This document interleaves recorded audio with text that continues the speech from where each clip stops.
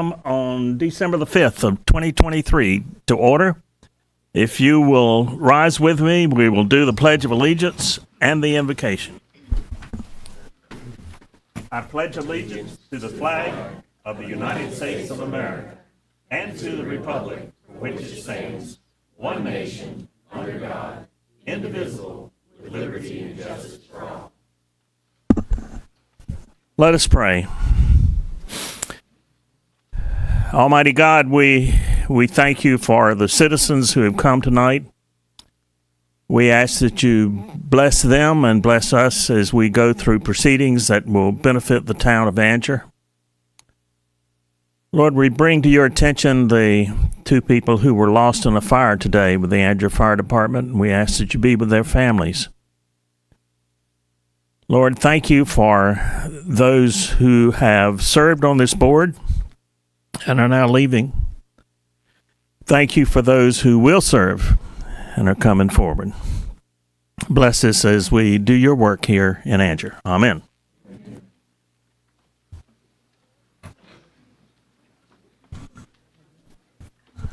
Okay, the agenda is before you. We need to do some shifting. We need to add at the end. Is that there?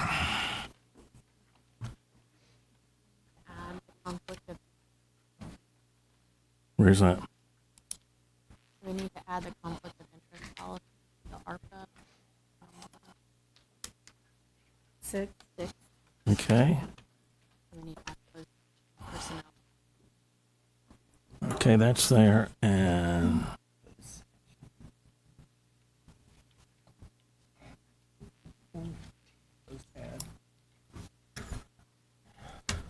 all right. The agenda is before you as proposed. Are there any other changes? If not, is there a motion to approve the agenda? Bob, sorry. Yes. We need to add the conflict of interest policy to number 6. Oh, okay.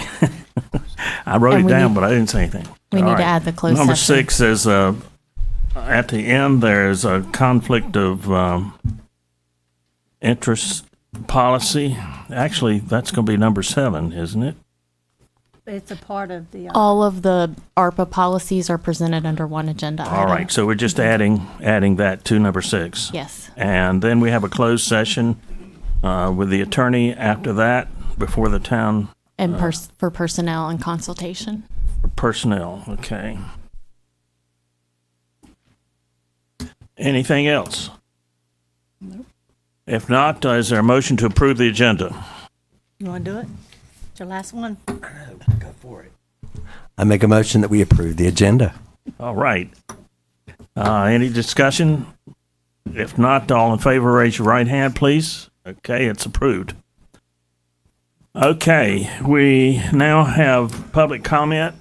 As you know, we have a place to sign up for comment. The speakers will be limited to 3 minutes each. And we are glad to hear from you, but we won't necessarily take action on what you bring before us tonight. It may be part of what we are doing, and we will take action. But if you have any handouts, please present them to the town clerk. All right, the first person up is Alan Button. You had a question about the agenda, but we have already approved the agenda.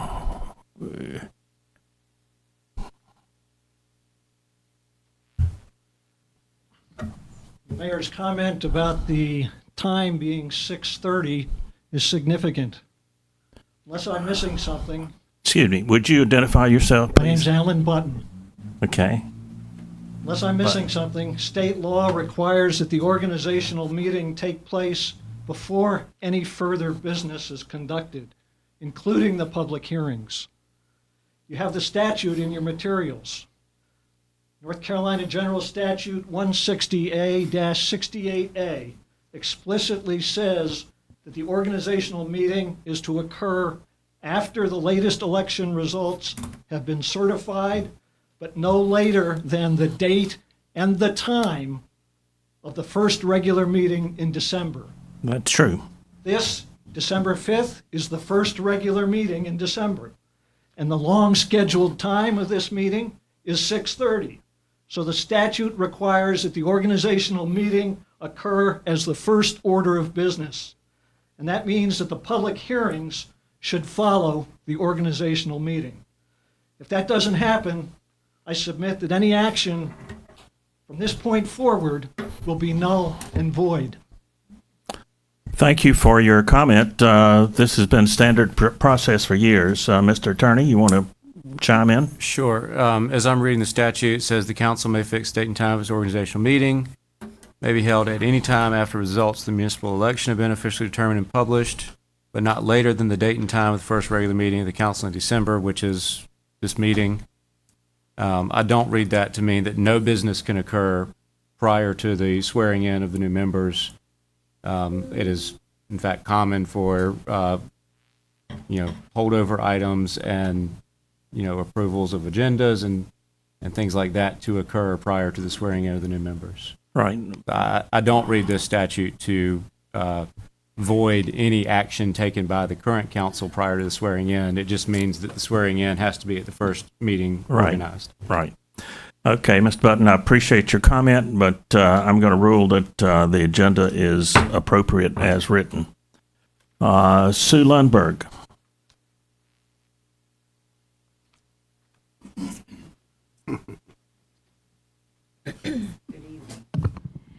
I'm Susan Lundberg, and I reside at 329 Wheeler Drive in Anger, North Carolina. I'm responding to the G&J development request for the zoning to be changed.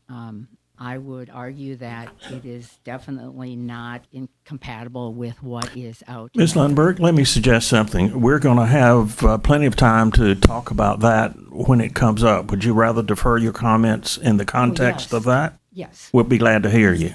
Okay, thank you, ma'am.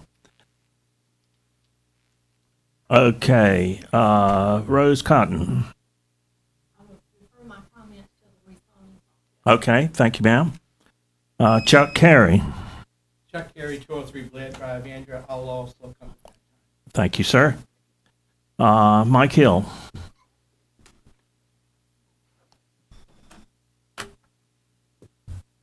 My name is Mike Hill, 48 South Park Street here in Anger. I just wanted to say to Mr. Bob Smith, Mr. Alan Coates, I thank you for your service. It has been a privilege 2 years ago to work with y'all, and it was a full honor. Good. Then Thank I want you. to say it is a new day It is. to be one of the candidates for mayor. I couldn't be any happier for the people who won the election, and I welcome them with open arms. And like I say, it's a happy day. Okay. And I thank both of you. Thank you, Mr. Hill. Thank you. Michael Collins. Okay, thank you, Mr. Collins. Warren Powell.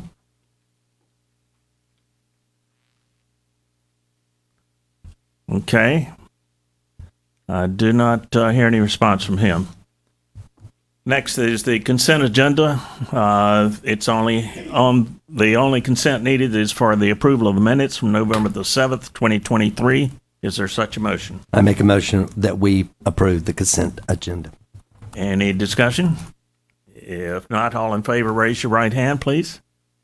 Okay, it's so ordered. Okay, there are now two public hearings which have been developed by the prior board. The first is Austin Gardner, G&J Development, conditional rezoning request. And Jeff, if you will come forward and give us the background, and then we will open the public record. Thank you, Mayor, members of the board. Tonight we have a conditional use or conditional zoning submitted by G&J Development located along NC 210, more specifically 5963 NC 210. Bring up the map. So on the screen, you'll see the 3 parcels that are being requested for conditional zoning. This is familiar to you all. You saw this at your July meeting. There was a request for annexation and rezoning at that meeting. The board chose to annex this property into the town of Angier and denied the rezoning to R10. So the current zoning is Angier R30. The applicant is requesting to go to go from R30 to R10 conditional zoning. And again, here's some of the overview of the parcels. It's currently vacant. Access would be off of 210 and North Harnett School Road. Do you want to explain briefly what conditional zoning is, please? Well, the applicant has chosen to place conditions on this property for future development. And I'll go over some of those conditions, but the applicant is voluntarily requesting these conditions to be placed on this property forever until development occurs or until a new rezoning occurs for this property. Zoning and land use compatibility there. The proposed conditions from the applicant are 3. Currently, the subdivision will incorporate 2 access points off of NC 210 and North Harnett School Road. The subdivision will contain no less than 11 acres of open space, which is more than 40% of the property, or twice the requirement. The requirement in the town of Angier is 20%.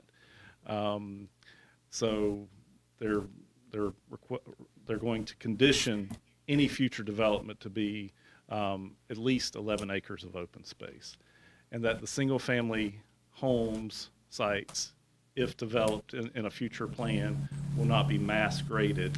So they're not going to go in and clear cut the properties and sort of balance lots and have pad-ready sites for new homes to go up. That's a common practice that you see these days of mass grading and creating pads for new homes to be built. But the applicant is conditioning any future development that the single-family homes will not be mass graded and will not be essentially clear cut from that point. Again, you all heard this at your July meeting. You did deny the rezoning from R30 to R10. It was a general use rezoning, so there was no conditions at that time. If you all recall, there was discussion as to what a future development might look like, and you all really did not want any future development to only access this property off of the school road. And so you discussed that amongst yourself, with the public, and with the applicant at the time, and you made your decision to deny the rezoning and for the applicant to go back to the drawing board and to come back with essentially the conditions that you see today.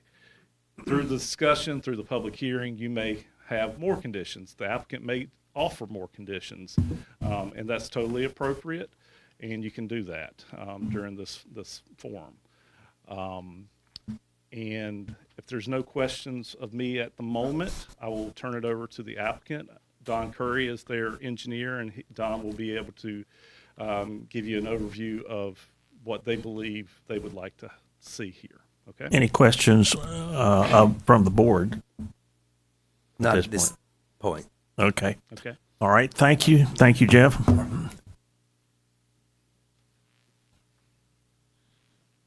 Good evening, Mr. Mayor, members of the board. My name's Don Curry. I'm with Curry Engineering, 205 South Fuquay Avenue in Fuquay, Varina. We appreciate the opportunity to be before you this evening and appreciate your consideration of this rezoning request. As Mr. Jones outlined, we've been here before. We originally requested a rezoning, a straight R10 rezoning back in the summer.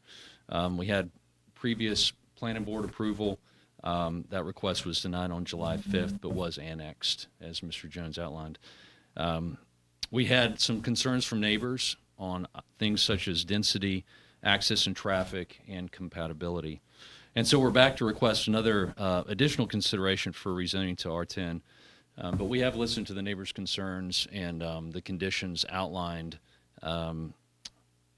have been incorporated into this request, and we feel that those conditions address the neighbors' concerns. So we appreciate your consideration of this. This was approved by Planning Board on November 13th. It was a unanimous approval just a few weeks ago. The base R10 district in Angier is described as medium density. I think there's some concern that this will be a high density zoning district. R10 is not high density. It is considered medium density according to the ordinance of Angier, with 10,000 square foot lots being typical for R10. Based on preliminary meetings with town staff, planning director, public utilities, and the interim town manager back in the spring, an R10 designation was recommended to us. Staff was excited about this development and encouraged us to annex and rezone into Angier, which is why we presented this in the first place. We've also since met with Elizabeth Warner, the town manager, and Jeff Jones, planning director, and they feel that this rezoning is appropriate, as indicated by the staff report that you just heard. I will add that R10 is the predominant residential zoning district in Angier. R10 is less dense than R6, which I've been told has been requested with More dense. R10 is less dense than R6. 10 an acre is He's right. that correct? Okay, I stand corrected. Yeah. All right, thank you. Which I've been told the R6 has been requested with increased frequency in Angier. So we're less dense. Less dense. Okay. Yeah.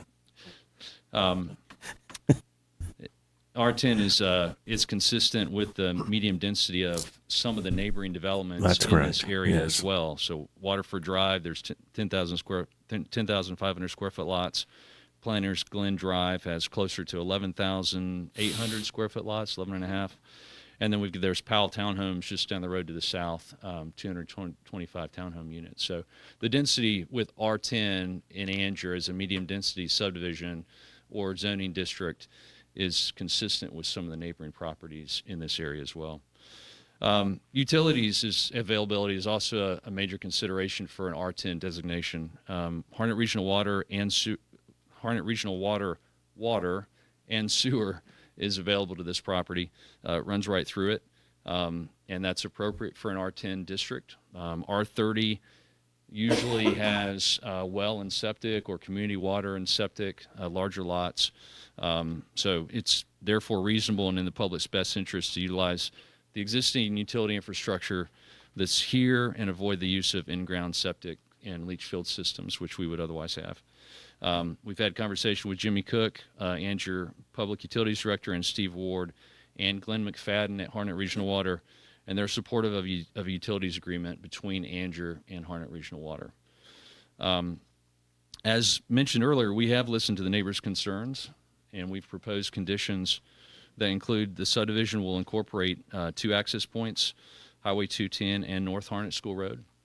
In previous meetings, there was concern expressed with a single access point on North Harnett School Road, and so we have since coordinated with DOT, and they've indicated their willingness to grant an access drive on Highway 210 across from Pinecroft Road. The plan would be in the future to incorporate the appropriate turn lane widening associated with this additional access point on Highway 210. As was outlined earlier, the subdivision will contain no less than 11 acres of open space, which is more than 40% of the property net acreage or twice the requirement. A lot of this open space will be preserved wetlands that exist throughout the property, as well as common and recreational open space. Single-family lots will not be mass graded. This allows preservation of existing trees and vegetation on the new lots themselves. I would like to add a fourth condition that the owner and I have talked about. We talked to Mr. Jones about it briefly, and we'd like to add a fourth condition that limits the density to less than 3.5 units per acre, and that puts us squarely in a medium density designation. Oftentimes, low density is considered 1 to 3 units per acre, and medium density is 2 to 5 in that range. So we're just slightly above a low density designation, but squarely in a medium density designation by capping that density at 3.5 units per acre. So we feel that's a reasonable thing to do. We feel like it's, again, indication that we've listened to the neighbors' concerns. about compatibility and about density, and we feel that that is a reasonable thing to offer. So we would appreciate your consideration of that fourth condition. In conclusion, we do feel that this proposed conditional rezoning is reasonable and serves the community's interests. It's compatible with surrounding uses. It's consistent with the growth along the Highway 210 corridor, and the conditions offered address previously submitted concerns from the neighbors. We respectfully request your approval of this rezoning request to a conditional R10 zoning district. Mr. Austin Gardner and Mr. Kurt Jones, property owners, are also here. I'm available to answer any questions. Again, we appreciate your time. We do have a rendering that we'd be glad to show you. I've got a hard copy of it here, and then I've also got one on a thumb drive. If you care to see that, I'm glad to share that. Do you want to present that to the clerk and she'll pass it to the board? Okay. Let me get the hard copy here.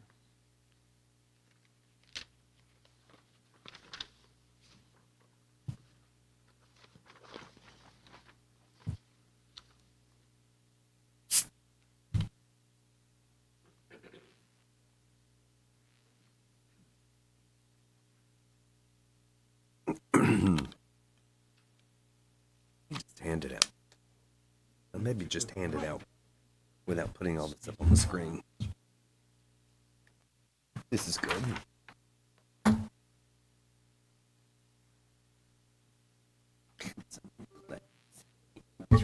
Any kind then.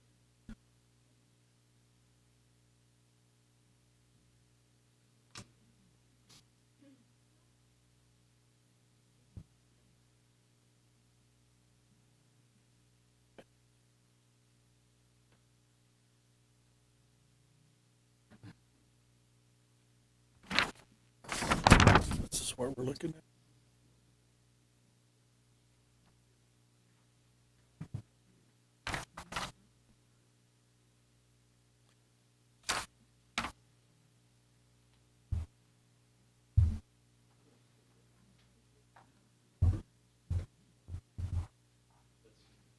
You have a hard copy of that as well that's being circulated, but that is the rendering there. So this is not intended to be a starter type of subdivision. This will be kind of a move up kind of subdivision, if you will. So nice homes, and again, we appreciate your consideration. I'm glad to answer any questions you may have. Can they use seats over there? Okay. All right. Okay. Board members, are there any questions that you would have of the developer?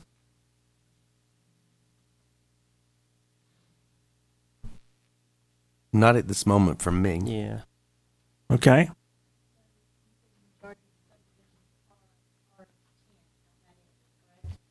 Well, it's county zoning out in this portion of Harnett County. So their zoning is not R10. The typical in Harnett County would be R20 or 30. Yeah. So this. Right. I said that the lot acreages are consistent. Their zoning is not R10. Their zoning is R20 or R30, but the lot sizes are consistent with an R10 zoning, which is around the 10,000 square foot lot. They're large. Some of them are larger as well, to be sure, but yeah. Any other questions from the board? If not, I'll open the public hearing. And why don't we start with the people who signed up, and then we can move on to others. Let's see, Sue Lundberg, you want to try again?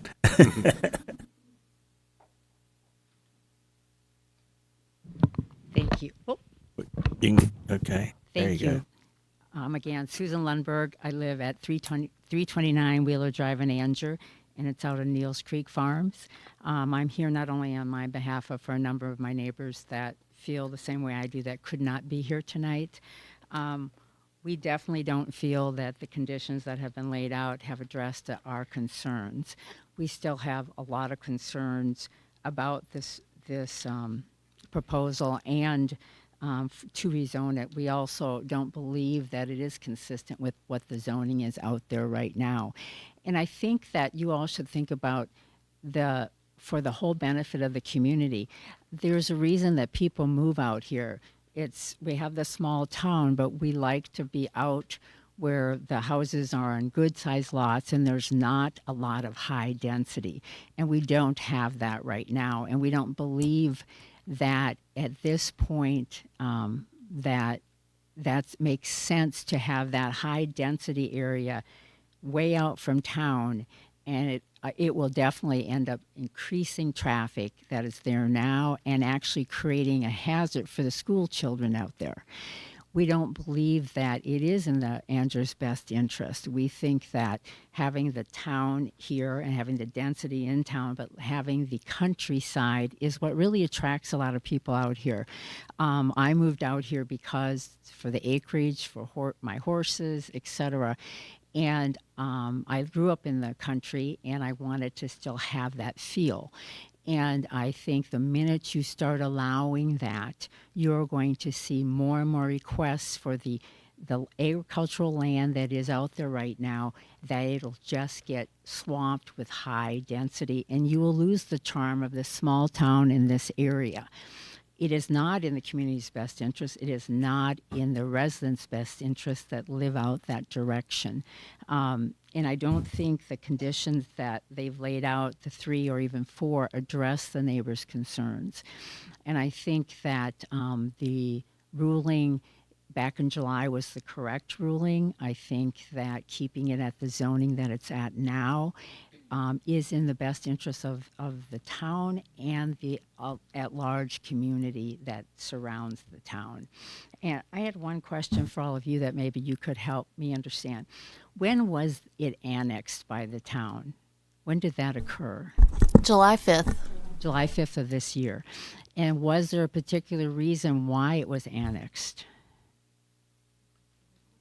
Because the developer asked us to. And Okay. that's usually the first step that's taken.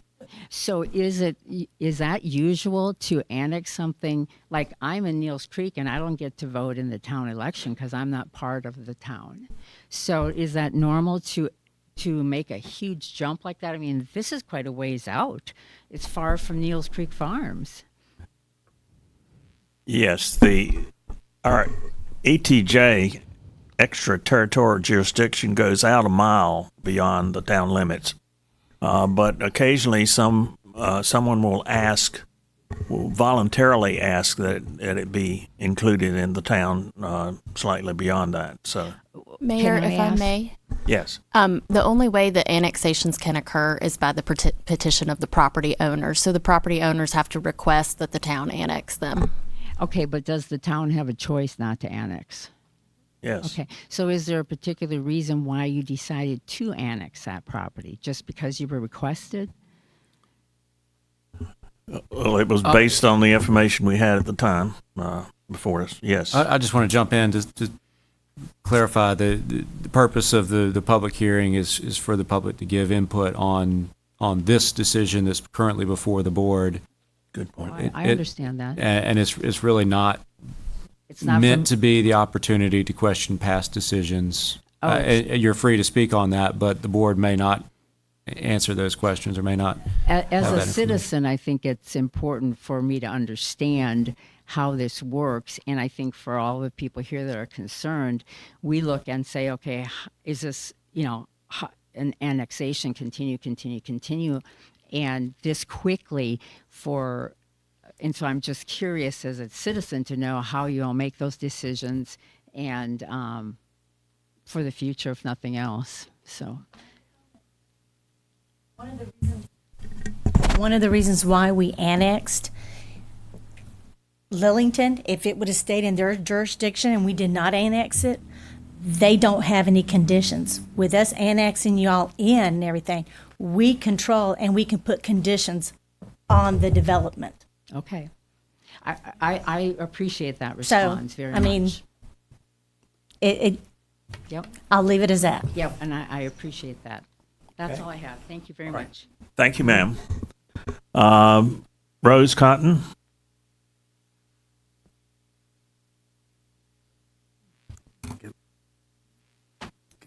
Your name and address, please. Rose Cotton. I'm at 105 North Harnett School Road. Yes, ma'am. I know where Right in that the is? middle of it, yes.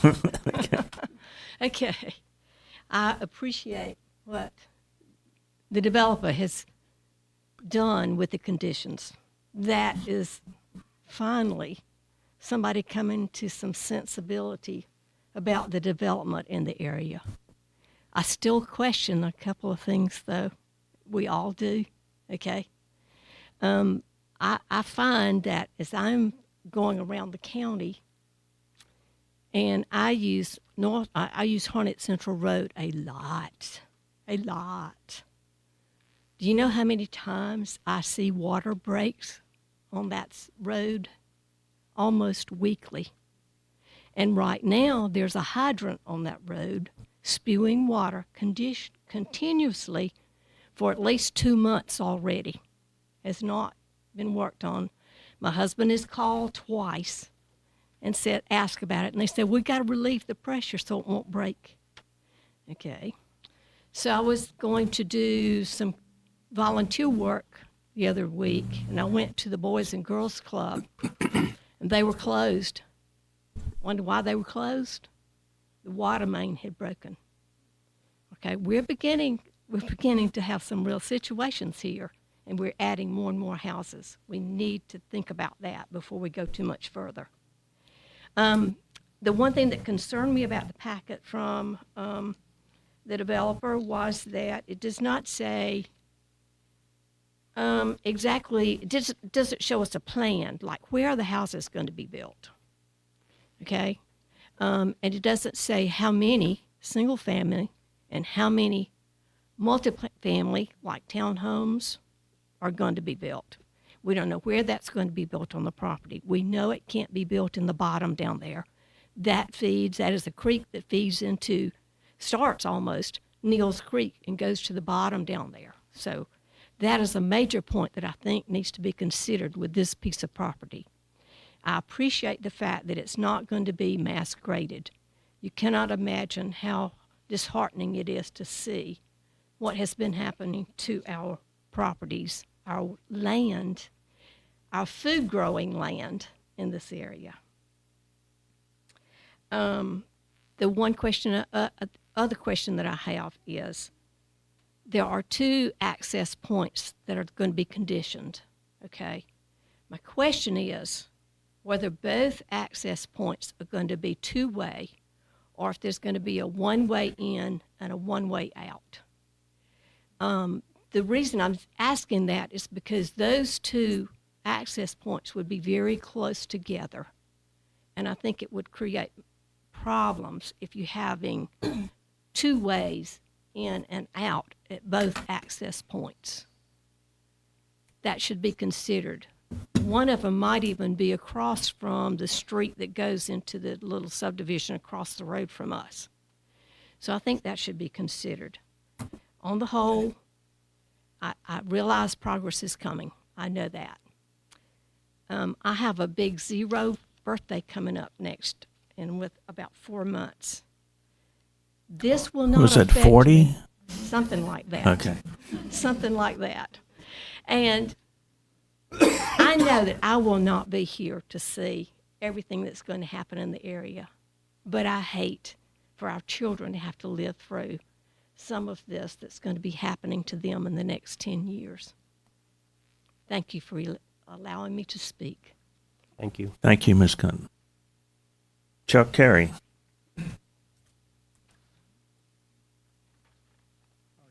Hold this up a little bit. Yes, sir. Yes, sir. And Chuck Carey, 203 Blair Drive in Andrew. We moved here in 2017, and we loved we loved the town. We loved the open space that it had and the feel of it. Small town, and of course, like everybody, everything has to grow. You can't be selfish and never let it grow.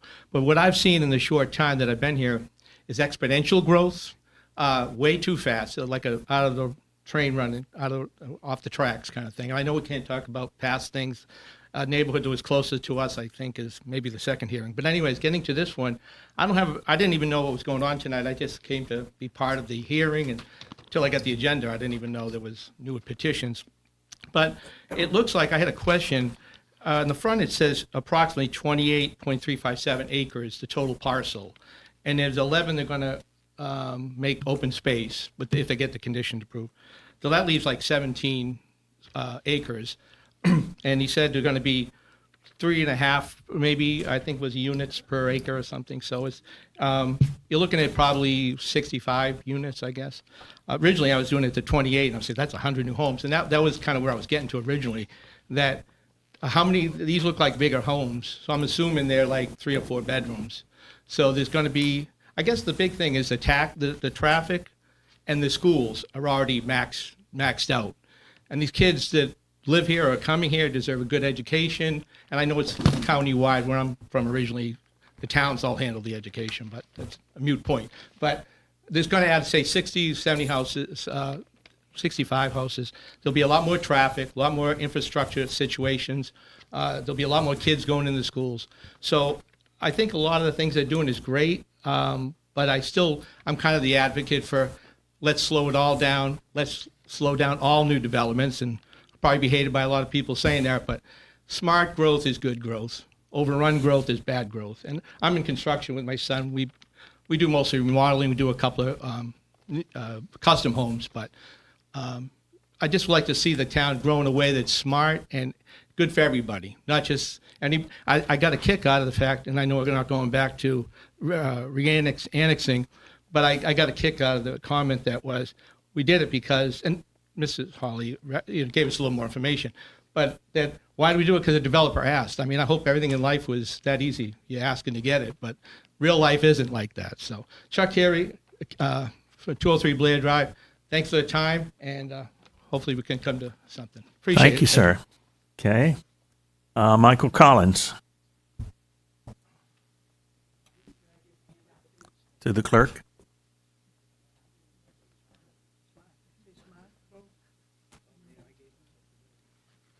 Okay, I live at 1521, I'm going to say 5821 NC210 North. I'm really, my driveway is one of the 3 closest driveways to the intersection. The handout you see does speak to the issue that the gentleman just spoke about. I see that the first section, the first multi-page one I think you see in there, the petitioner asserts that he has 28.35 acres. He gives you 3 pins in there to identify those properties. So I went and looked and researched those 3 pins. There are not 28.35 acres there, according to the county records. County records indicate they're 25.99 on a surveyed basis and 25.77 on a calculated basis. So does that really describe the property? Does that rise to the level of a deficiency in the application? In a situation where those missing 2.3 acres would indicate 10 houses at a 10,000 square foot lot size designation, I don't know the answer to that, but I think it's a very valid question. No time during these many submissions has the property owner sought to correct that. Second thing you'll find in there, and the county property records are attached. The second thing you'll find in there is a map of the property. This map comes from a submission that the property owner did in Lillington back in, I think, 2020. It was a survey done by a surveyor that they contracted to do it. That shows the wetland issues on this property, which are numerous. And I would say substantial because of the way they reach out is kind of fingers into the property. So when the owner says, we're going to leave 11 acres of open space, I think the law might require that almost, or it would be very tortured to get full use of this property. So I think that should be a consideration, and nowhere in these deliberations, particularly at the town level, have I seen anything indicating that anybody asked about it or thought about it, or that the developer presented that information to the town of Angier. Might have made you think differently about it. The next thing I would like to mention is that they say that the zoning is in line with the area, but actually, within 1 mile of this site, there's 16 single-family house developments. Out of those 16 single-family house developments, there are a total of 0 that have the zoning that they're asking for. 0 developments with a 10,000 square foot lot. There are many, many developments that have 20,000 to 30,000 to, of course, Neals Creek Farms. Everybody knows we can't calculate those thousands. But nevertheless, when you say something is keeping with the community, and it would be the only one of that density, I'm not sure that I'm not sure that that statement is really correct. And then one more issue that I would like to bring up is mass grading of lots. I understand what he's talking about, mass grading of lots. Nowhere in here did I hear them mention the number of lots that they're contemplating. There's no diagram of how they plan to put roads on 210 or even on the school road. And then the other issue I think is important to consider is that you can create a mass graded environment with a bulldozer just by doing them side by side by side by side. So you don't have to mass grade it to have to mass grade. It's a little cheaper for you, a little easier, but you can create that same condition without mass grading. In your conditions, this is the question, in your conditions, have you said that this would be only single family? Am I allowed to address the question? You're allowed to, you're not required to, unless the board asks. But I don't mind, and I don't mind going up and addressing any of the comments that were presented. I've been taking notes. So, no, there's not a restriction for only single family. Okay. Other than the conditions that are outlined, we have the flexibility to develop whatever's in our town. So it's a red herring to get you to go up to townhomes, higher density, things that would be, I think, absolutely inappropriate for the site. There's nothing that I can find in the state of North Carolina that says the way to address environmental wetlands issues is to zone high density immediately adjacent to it. Can't find it. I did look for it, though. And lastly, you have a last page in there that shows the roads. The reason this was rejected in Lillington, a primary concern, the reason some members here rejected the upzoning was public safety. And it is the primary issue. If you look at that, it's kind of like a little spider map. I don't know if you can see it. But the black lines represent, does everybody have that? Okay, the black lines represent driveways. The orange lines represent roadways. So you can see the level of roadways and congestion with some driveways that already exist at that site. Out those 15 developments I talked about within a mile, if we go out 2 miles, there's a lot more traffic issues at this site, and that is truly a danger to the public. So I just ask that as Andrew considers these things, consider that having maximum distance, having maximum density at maximum distance from police, fire, rescue, I don't think that's in the public's interest. And I certainly don't think that meets public safety standards. And I think that will come at great cost to the citizens of Andrew and these communities, because we're talking about a long drive to get there. We have a new bypass coming through that will make that drive longer and somewhat more difficult, because 210 won't even go out there anymore. You have to jump up on a bypass, go down the bypass, turn around, come back down the bypass, get on 210. I think all of those considerations that I've mentioned would preclude a reasonable decision to upzone to what the property owner is requesting, and particularly that it wasn't mentioned that they might go to townhomes, they might go to other higher multifamily densities. So I'm not sure you're getting a clear picture here, so thank you for listening. Thank you, sir. Okay, Warren Powell.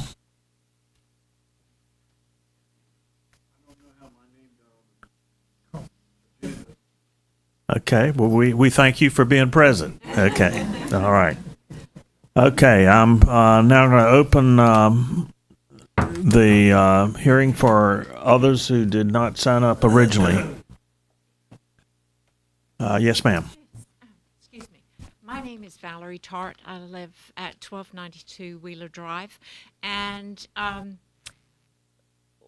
a lot of residents have been very interested in how the town of Andrew or even Harnett County and Lillington will develop this area, because it's coming from Fuquay, it's coming down 210 from, it's just where we're at. And I was just, we were driving today towards Lillington, and before you get to the school, or this particular site, there's several wooded lots that I'm like, you know, these are going to go and then back up the road. But I think Mr. Collins made a very eye-opening statement about the question of safety. I spoke to Harnett County and asked them about it, and they're like, no, it's not us, because I have been out of the country and didn't know. So someone just said, hey, you need to find out about this. So I phoned them and I said, well, density is an issue, because the closer you get to Lillington, you see the squishing, the townhomes and all of this. And the pipeline is only so big from Lillington to Andrew, or even from the other end into Andrew, and there are townhomes all around. And so I said, you know, when I spoke to Andrew, and I'm like, well, what about the roads? I mean, this is an issue already. And they're like, that's not us, you know, DOT does the roads. Like, what about schools? Oh, the county does the schools. And so I said, well, you know, about annexation, because, you know, I said, that's quite a grab. And so I'm like, well, you know, we've got a meeting coming up. Come and speak. As a landowner, you can appreciate that people want to do to dispose of the land, to use their land how they wish to. It is prudent for the boards that exist to look at and manage growth in the best way possible for everyone. And so, and that was the other thing about this. This is one application. There's a second application to do townhomes, or at least that's my understanding, that this developer will then come back and go, no, well, we need some smaller units as well. I'm not saying I want to be in your shoes, because it's very difficult to balance these issues, but they are genuine concerns. And if no town has a good, distinct plan for the town, all of the developers, all the landowners are the ones who will be dictating what the town has to manage. And there you go. Good luck. Thank you, ma'am. Who else? Let's see. Let's go over here first, and then we'll come back to you. Yes, ma'am. First, I'm Claire Cooper, and I live next to North Harnett School, Primary School, North Harnett Primary School. And one of my neighbors is unable to be here, so I'd like to make a brief statement for me, but I'd like to first, if I have permission from the board, to read a letter from him. He could not be here, and he lives on North Harnett School Road. Is the board okay with that? I think that's appropriate. Okay, so yes, I would just like to read his letter to you. Okay. Dear Andrew Commissioners, thank you for the opportunity to address you tonight regarding the rezoning request by Austin Gardner for his parcel of land on NC 210. I am unable to be with you in person due to a prior family commitment, so I appreciate the opportunity for my remarks to be read. As the pastor of Neels Creek Baptist Church, as a property owner residing at 107 North Harnett School Road, and as someone who frequents the Highway 210 corridor on a daily basis, my greatest concern with this rezoning request are, One, congestion of the Highway 210 corridor between James Norris Road and Harnett Central Road, and two, the precedence it sets for allowing other adjacent properties to request annexation and a higher density zoning. Let me be clear, I am not against growth in our area.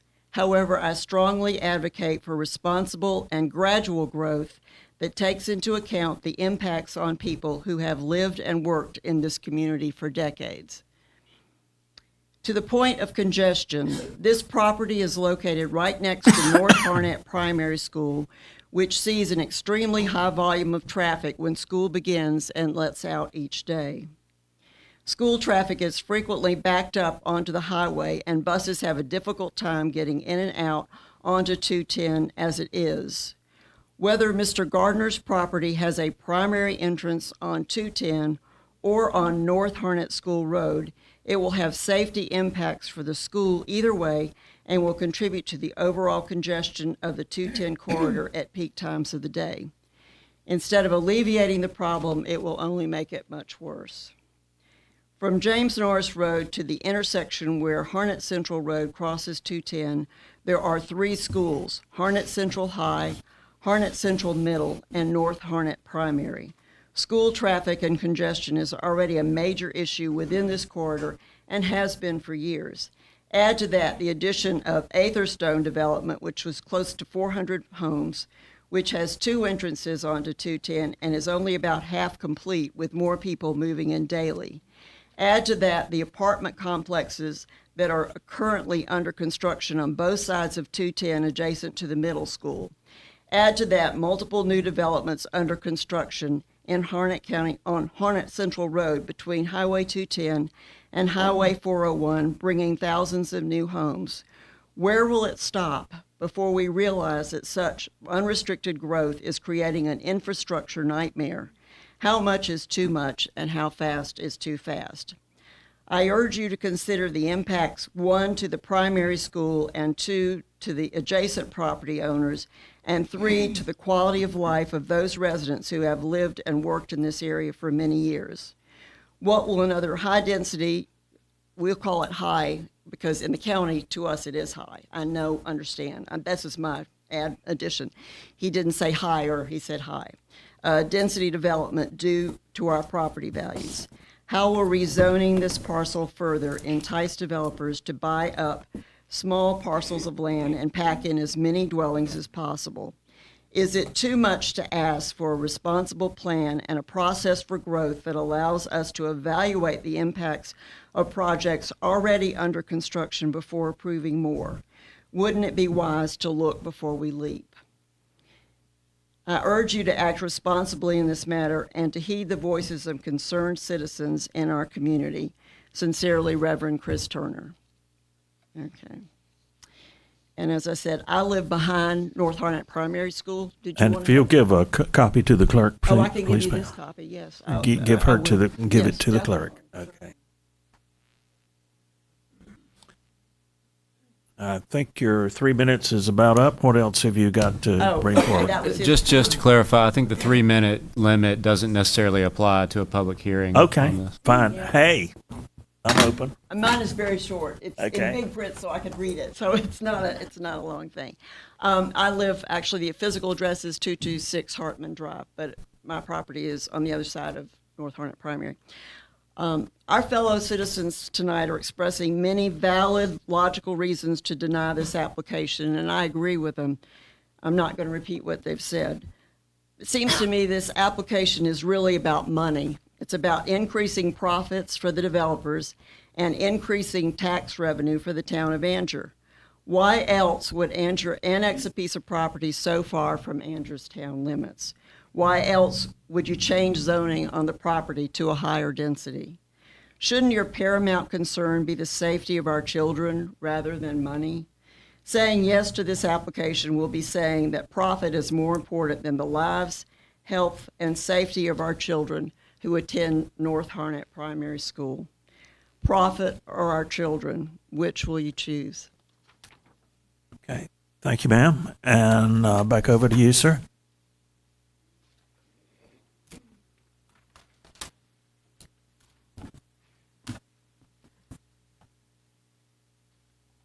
see, it's Mr. Button, right? Yes, thank you, Mr. Mayor.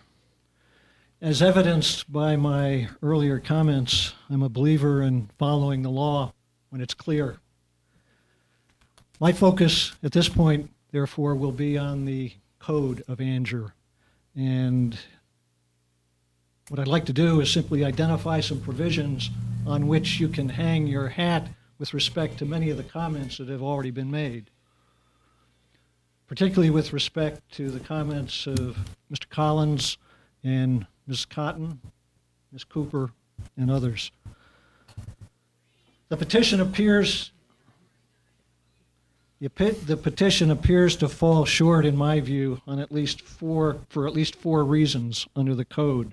First, R10 base zoning districts, medium density residential, is zoning, and these are quotes from the code, to promote the health of the town's medium density neighborhoods and to provide for their expansion along the same traditional lines along which they were established. This rezoning application, is that my time limit? This rezoning application does not provide for expansion of an already existing medium density neighborhood in Anger. In fact, the developer's engineer admits in his letter to the planning department that because the property is a satellite parcel, there are no immediately adjacent Anger zoned properties.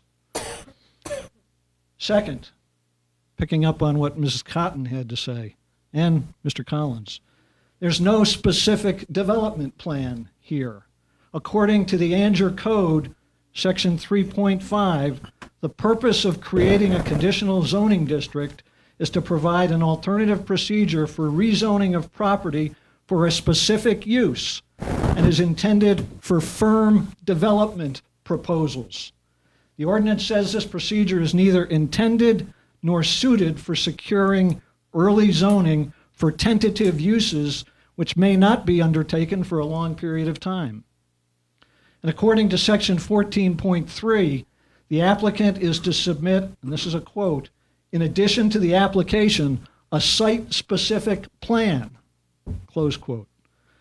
Section 14.6 also requires the planning board and the town board of commissioners to evaluate the rezoning petition based on, quote, a specific proposal for the use or development of the affected property, and the petitioner shall provide materials and descriptions of the proposed use and development. Third, Section 14.6 provides that, quote, no proposed zoning amendment will receive a favorable recommendation from the planning board unless, quote, there's a convincing demonstration that all uses permitted under the proposed district classification would be in the general public interest and not merely in the interest of an individual or a small group. And it sure looks to me like this rezoning is merely in the interest of the developer. Finally, no proposed zoning amendment will receive a favorable recommendation from the planning board unless, quote, there's a convincing demonstration that the character of the neighborhood will not be materially and adversely affected by any use permitted in the proposed change. There's been no such convincing demonstration here, and there are plenty of people here testifying that the character of the neighborhood will be materially and adversely affected. For all these reasons, I join all of your Anger neighbors, my Anger neighbors, in urging you to deny the rezoning request. Thank you. Okay. Thank you, Mr. Button. Who else?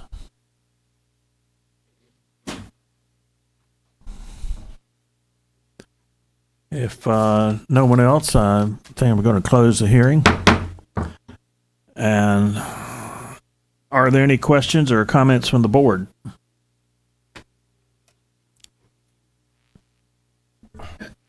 Well, I'm going to back up here for one thing that bothered me a while ago. For sure, let's start with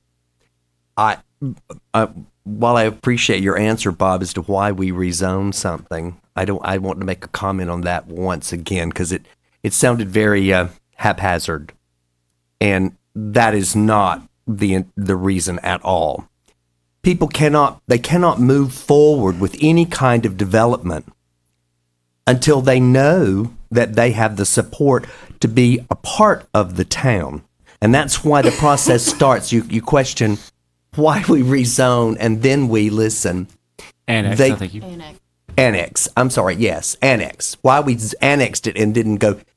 They can't proceed in any way until they know that they have the blessing to proceed. That doesn't mean we give it to them after that, but in order to spend all that money in the process of developing the land, so annexation to do that is just a starting point. All we're doing is opening the door to say, hey, propose to us what you want to do there. We don't need you to spend thousands and thousands of dollars until you know that you might have the potential to do something there. So I don't want it to sound like we just did it because they asked. That is not certainly my intent in any way of doing that. But it's a starting stone to how do we proceed from here. All right, we're going to let you take step one in the box to go on. So I wanted to start with that before going on here. I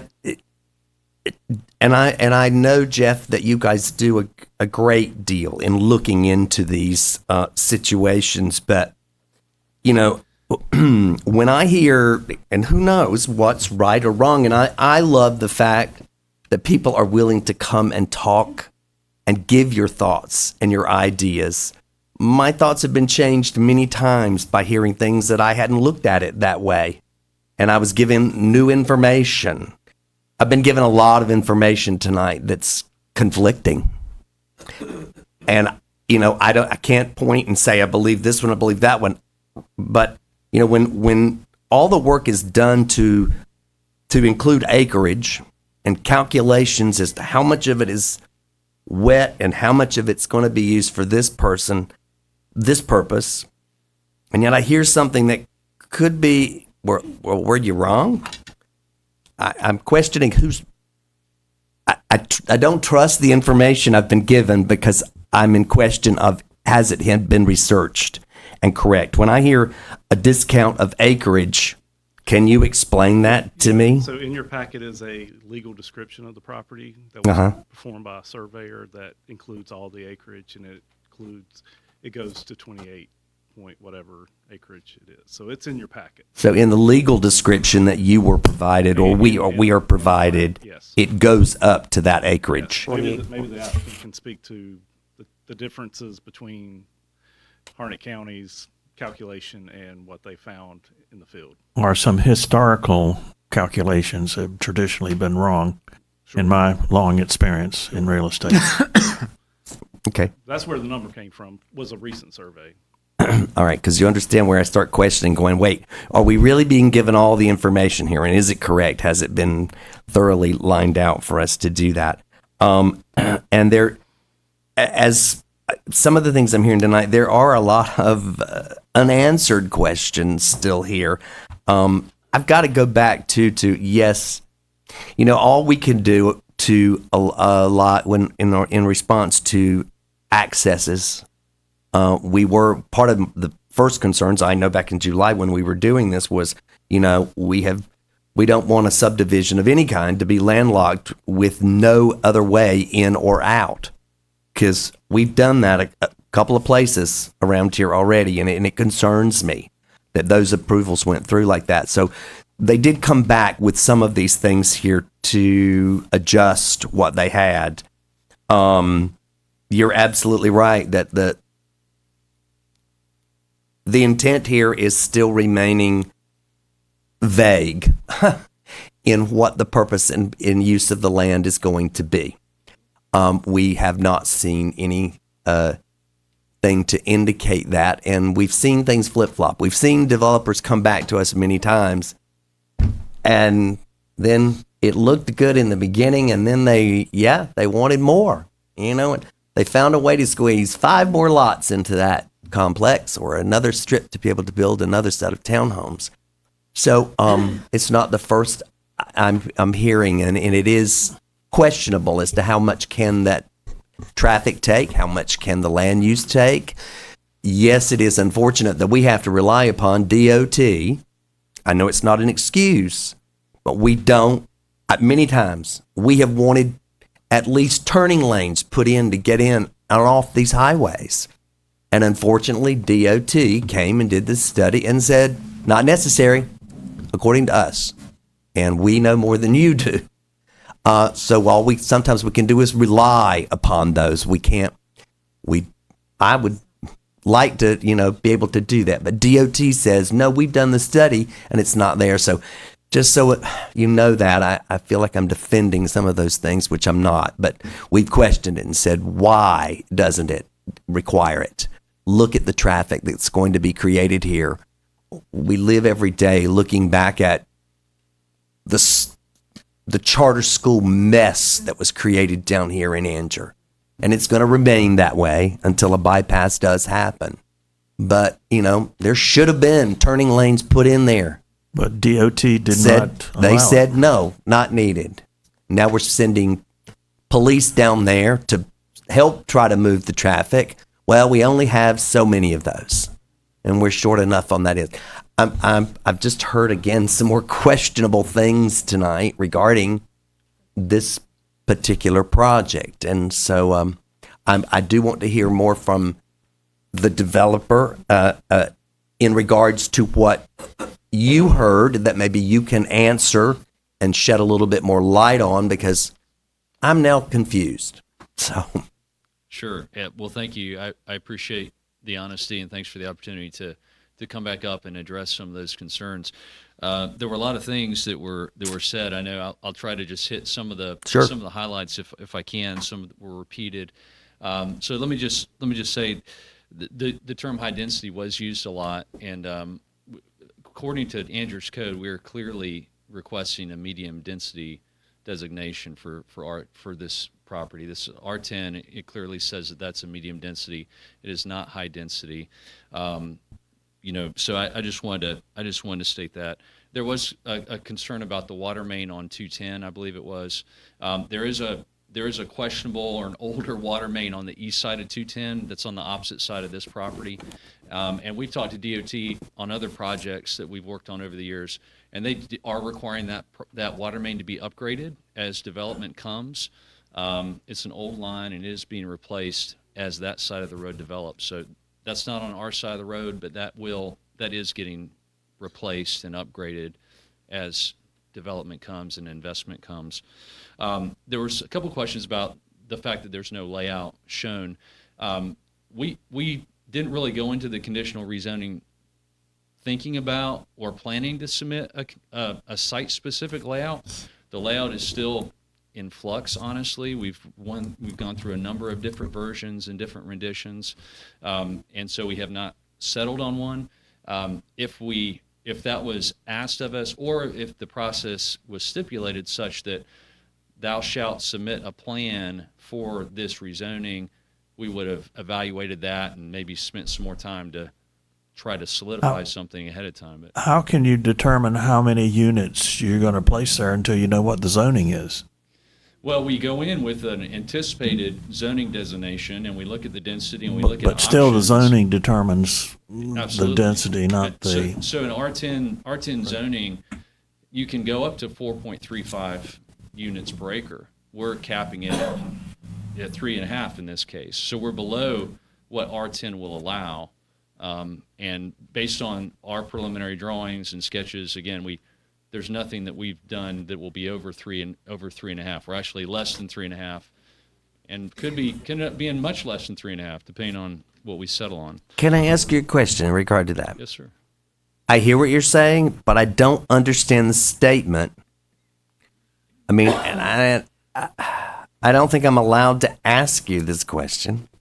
I don't know how you can calculate that if you don't know how many townhomes you're building against versus lots with single homes on it. Well, again, have several different versions of the layout that we've looked at. That the advantage is that these gentlemen own the property and they're developing it themselves. So we work with a lot of home builders where they're speculating on property or they're coming into a piece of property they don't own, and they've got to be very specific with what they're trying to get, what they're trying to hit, in order to make the numbers work or in order to make their investors happy or whatever the case is.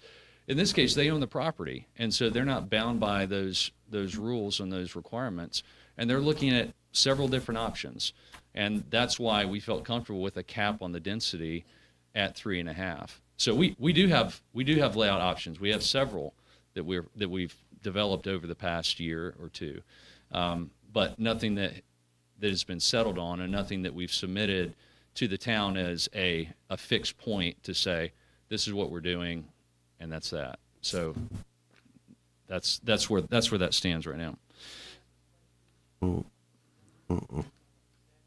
I think this is really for the board at this The point. public hearing, I believe, has been closed. Yeah. Yes. I will add one additional point to this, which is I don't believe that it is a specific site plan that is required, but what is required under our code is a firm development proposal, which doesn't necessarily mean a specific site plan down to every last detail, but it does have to be a firm enough proposal that the board has an understanding of what is intended to go here and kind of a rough sketch of what they're planning to do. And Jeff can speak to that as well. And the way that and I'm not trying to hedge anything, but the way that we look at R10 zoning and the fact that it's going to be a residential subdivision, there's no bones about that. There's nothing hiding that. We feel like the R10 stipulations in the code and the requirements in the code pretty much narrow it down on what we can do there. And so it's a residential subdivision. We're looking at options for layouts, trying to figure out what's best. And that's kind of where we're at. We feel that the conditions cater to and still allow some flexibility for us by capping the density, by providing the open space and things like that. But it still gives us some options with different layouts. And so that's why we arrived at those conditions. If with an acre at 43,560 square feet and 3.5 units per acre, is that correct? Yes, sir. What is the relative, what is each unit going to work out as in terms of square feet? Well, it depends on the mixture we could do and the size of the units. There's flexibility within the code to do townhomes in R10, certainly, and as well as just standard single-family lots. So at 3.5 units per acre, we've got 3.5 times 28 up to that number for this property. There are wetlands, and I made that Right. I made Right. that statement earlier. So we're not hiding behind wetlands. There are wetlands on the property that we're setting aside, that we're avoiding. There's additional open space that we're also providing in addition to the wetlands. So recreational and just standard open space. So that was part of the condition as well. If it's just regular land at 3.5, that's about 12,445 square feet per unit. Does that sound about right? Well, yeah, if you just look at the raw land, Yes. that's probably about right. Yeah. There was also another comment about safety and traffic. I can assure you that as a professional engineer and working with a professional land surveyor, we're bound by the state of North Carolina to do things per code, to be ethical and upfront with our designs. We're tasked with doing things for the general health, safety, public welfare of the community. So there are standards that we have to abide by: DOT, Department of Environmental Quality, erosion control, stormwater, all these things. And as safety as well. So we'll work closely with the town of Angier and DOT to make sure that things are done appropriately, that turn lanes are put in, that any widening that's necessary is put in place. And it will be a safe development and a safe neighborhood. Anytime you develop land that's not currently developed, you can throw out the safety concern or the children concern. And anybody that lives in a development on 210, it was previously not developed at some point, and their presence added traffic. And 30 years ago, someone could have made the argument, what are you doing moving here? You're gonna, So again, we feel like this is a prudent way to do it. We've added these conditions because we're listening. We feel like they're appropriate conditions. So I believe that was those are the bulk. That's the bulk of the comments. Again, I'm glad to answer any additional questions that the board may have. Well, I think one of the questions was they want to know, is it going to be one way or is it going to be a two-way per entrance or what? The DOT is going to dictate that. We haven't gotten into that with DOT.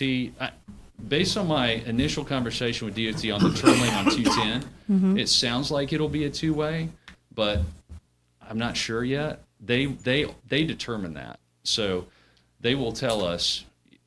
Trust me, I've been in many situations where I think it should be full access, and DOT comes and says no, and we say, okay, that's what we'll do. It'll be right in, right out.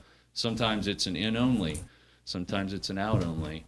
DOT knows their road and will abide by their requirements. Would you be willing to do R30 instead of R10s? Well, we're already at R30.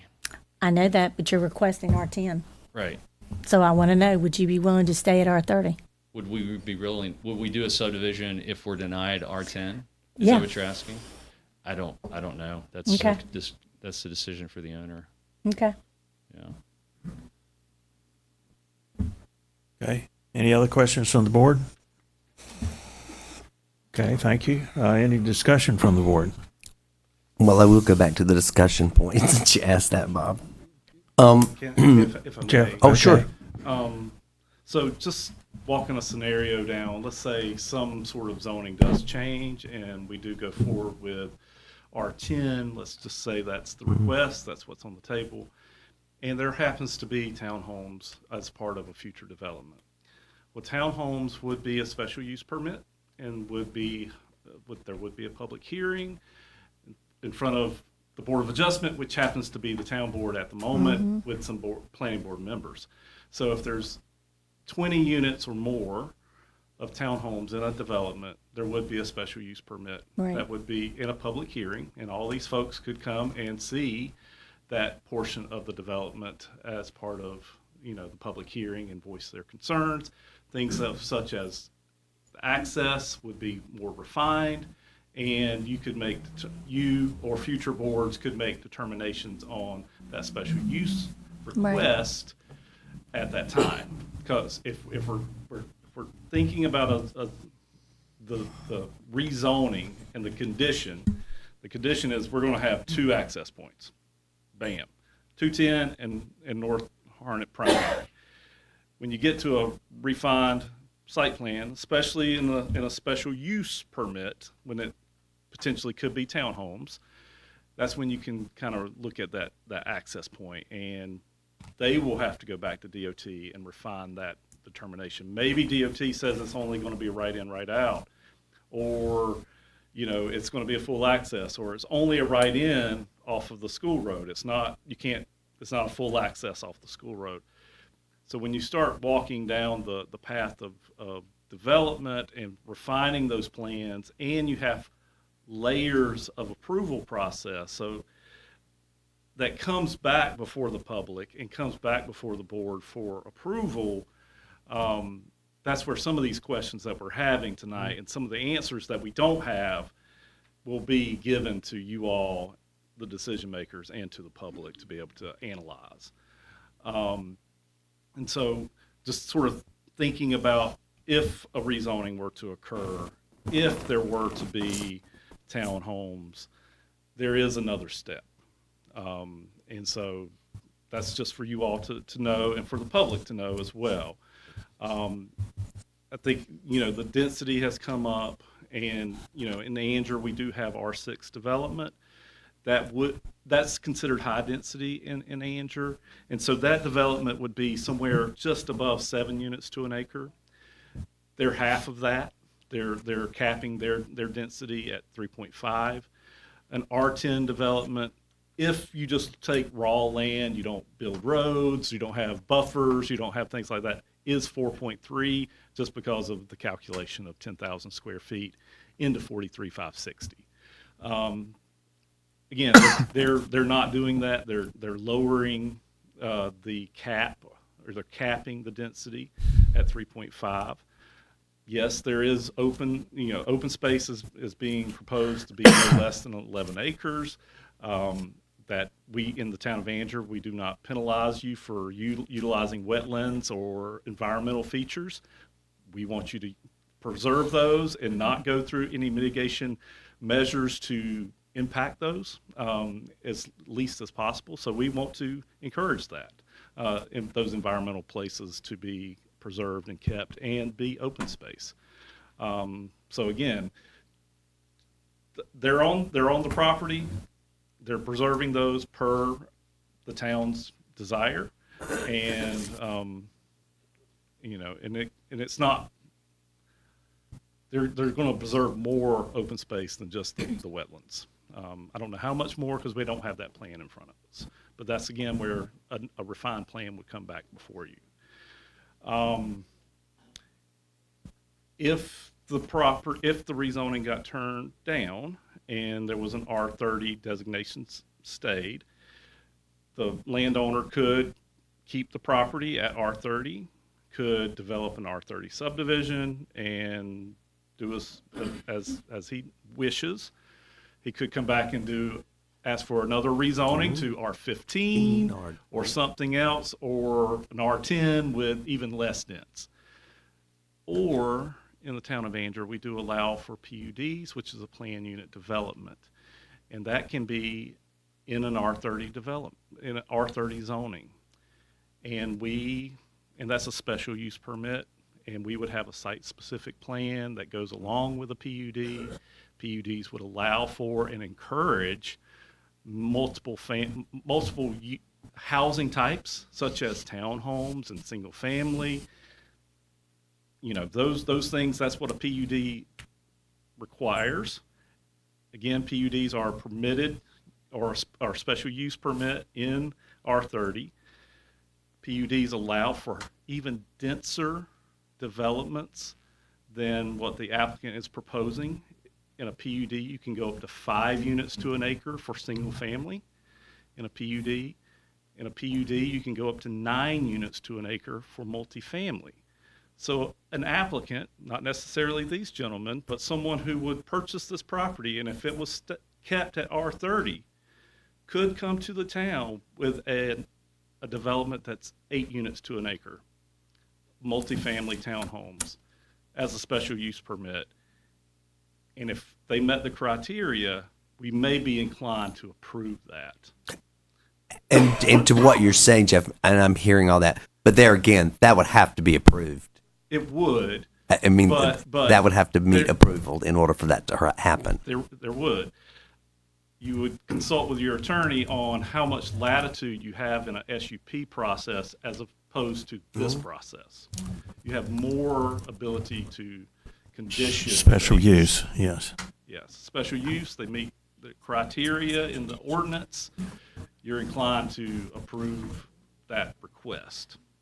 And again, the densities in a PUD can be much higher, and they're allowed through a process in R30 residential zoning. So if this gets voted down, it's not the last chance for this developer or future developers of this project, and it could turn out to be something different than what these gentlemen are trying to propose to the town. Not to say that you all or future boards would approve something different, but it could be that you or future boards could be in a place where 3.5 units to an acre looks better than 4.5 or 5 units to an acre as to what somebody's requesting. Right. Any other discussion or questions from the board? Helpful, yes. But there again, would have to be approved. Okay, anything else? I mean, yes, again, I'll speak out loud. For those of you that don't know me, and this is new to you, I speak out loud so I can hear myself and let people know what my thoughts are in my head. With that, I hear what you're saying, Jeff. I got the caution note to what you were saying, but and listen, guys, I swear I just started this 4 years ago here at this same meeting 4 years ago, and I came in nervous, like I don't know what I'm doing. I don't know that I still know what I'm doing, but I've learned a lot by listening and experiencing and asking questions. And my biggest thing that I'm hearing tonight, we all know that development is going to happen there, right? I mean, it's not unavoidable, and we are growing. And I had said long ago that you wouldn't see me voting anymore while I was up here for any more R6.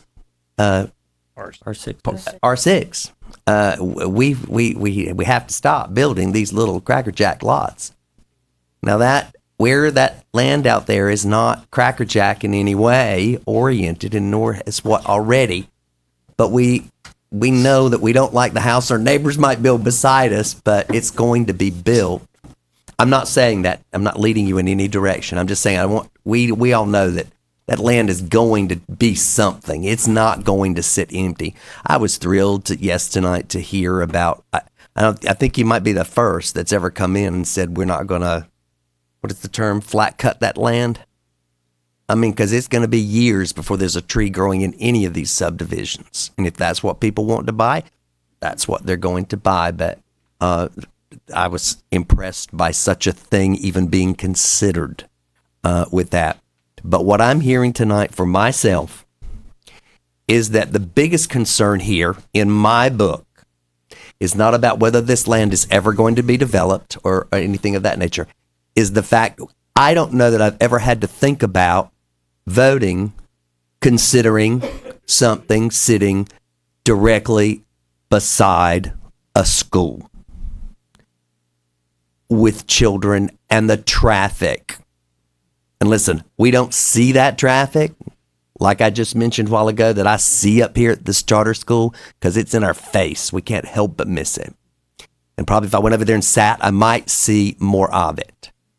But it is a school area, and I am very concerned about it putting too many people right there at that corner where that's going to happen. Like I said, they're going to build some homes there.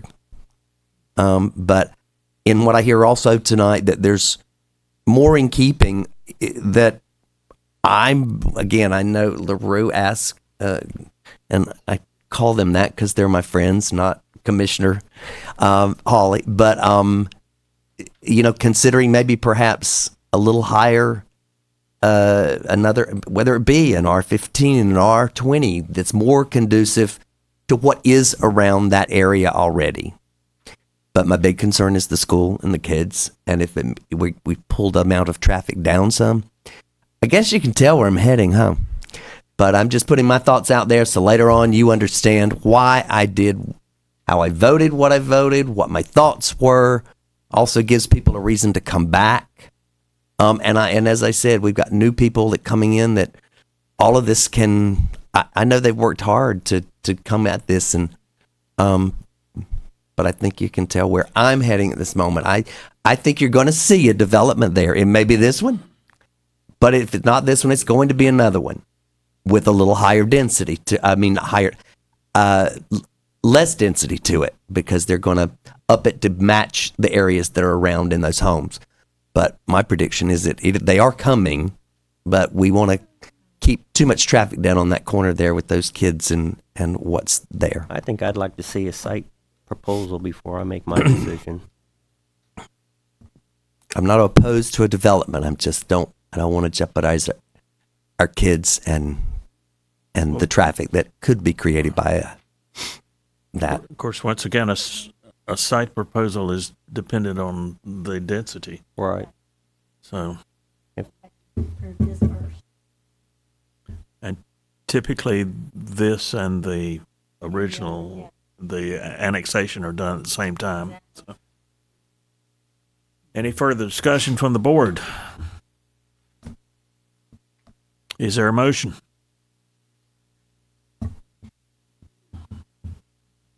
Well, I make a motion that we deny this request at this density. Not saying they shouldn't build. I just think we can do a little better and lessen the load. Okay, If I'm going to go out, I might as well go out in a flame, huh? I feel you, brother. Okay. Any further discussion? All those in favor of denying the request at this density, raise your hand. Okay, it is defeated. Okay, somebody want to second it? Thought we weren't doing seconds anymore. We've not done a second in forever. I thought we voted that we didn't need it. That's true, yes. All right, okay. As presently presented, the proposal is denied. Sorry about that. Okay.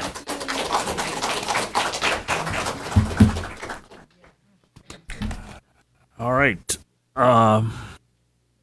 We have another conditional rezoning request. Jeff?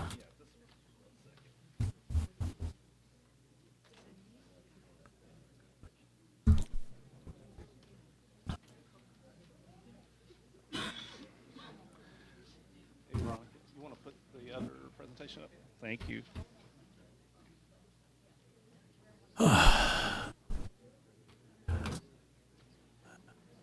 Oh, good. Now everybody can find a seat. Okay. You want to take a 5 minute to let some folks? I think we're okay. Okay. Let's move on. We got a lot to do tonight.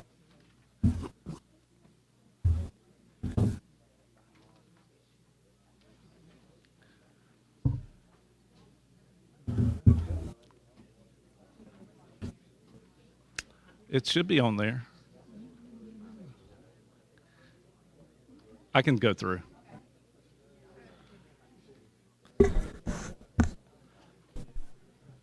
Okay, thank you, Mayor, members of the board. We do have another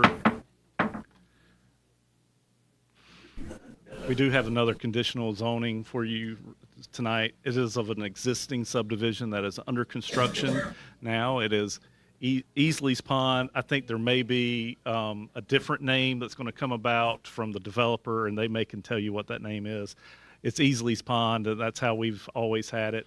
But it's along 55 and Old Boys Creek and Ennis Road here.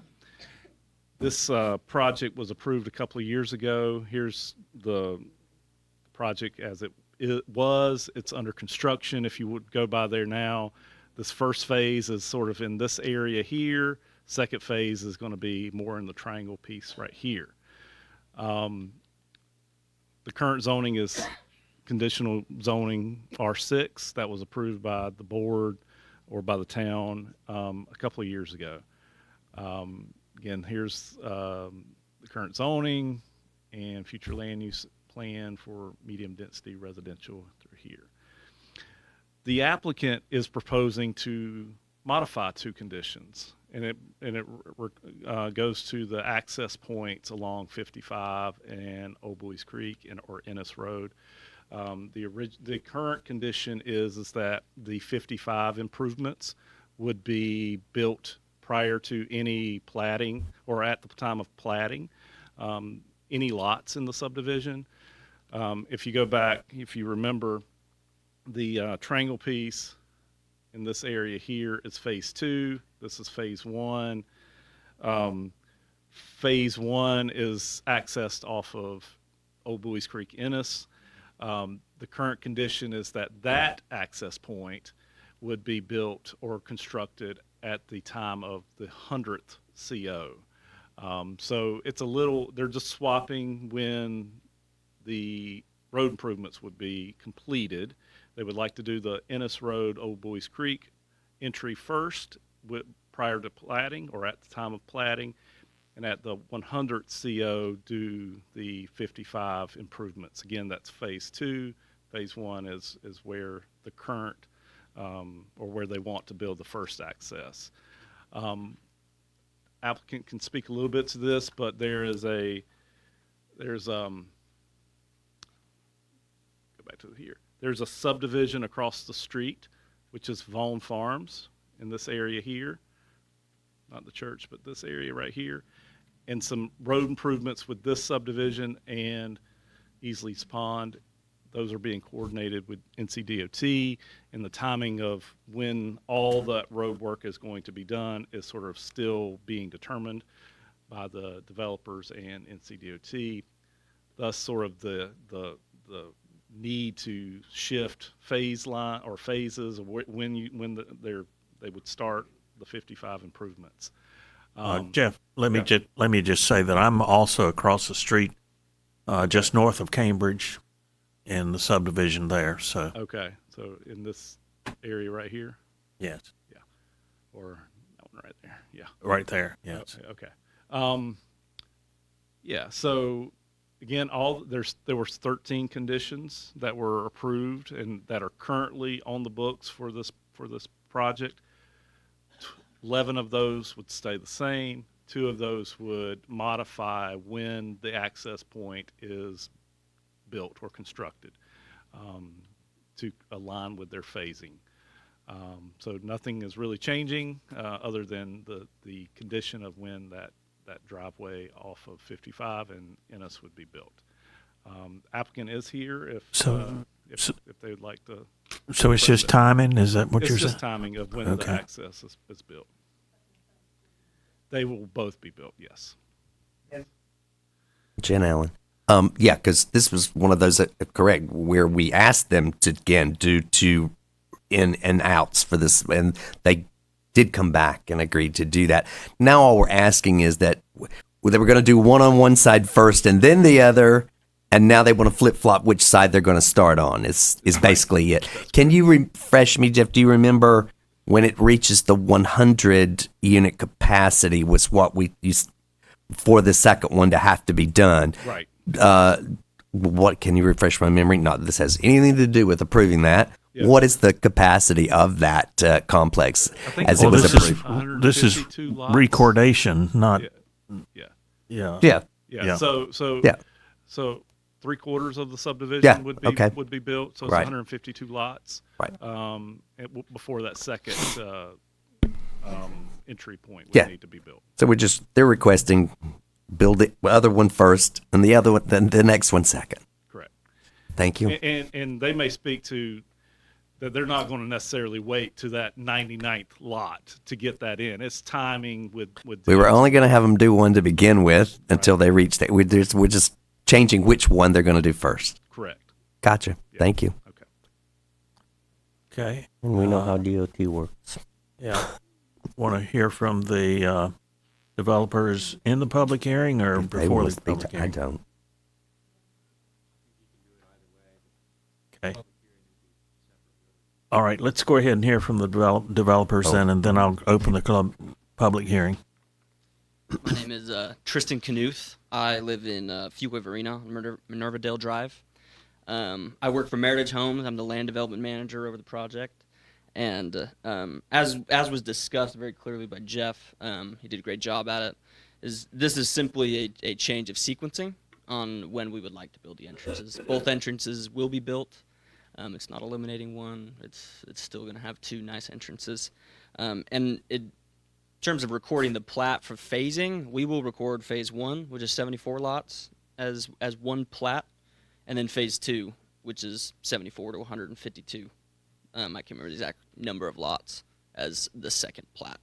And so it's just a matter of when we want to build each entrance. So, thank you. Any questions?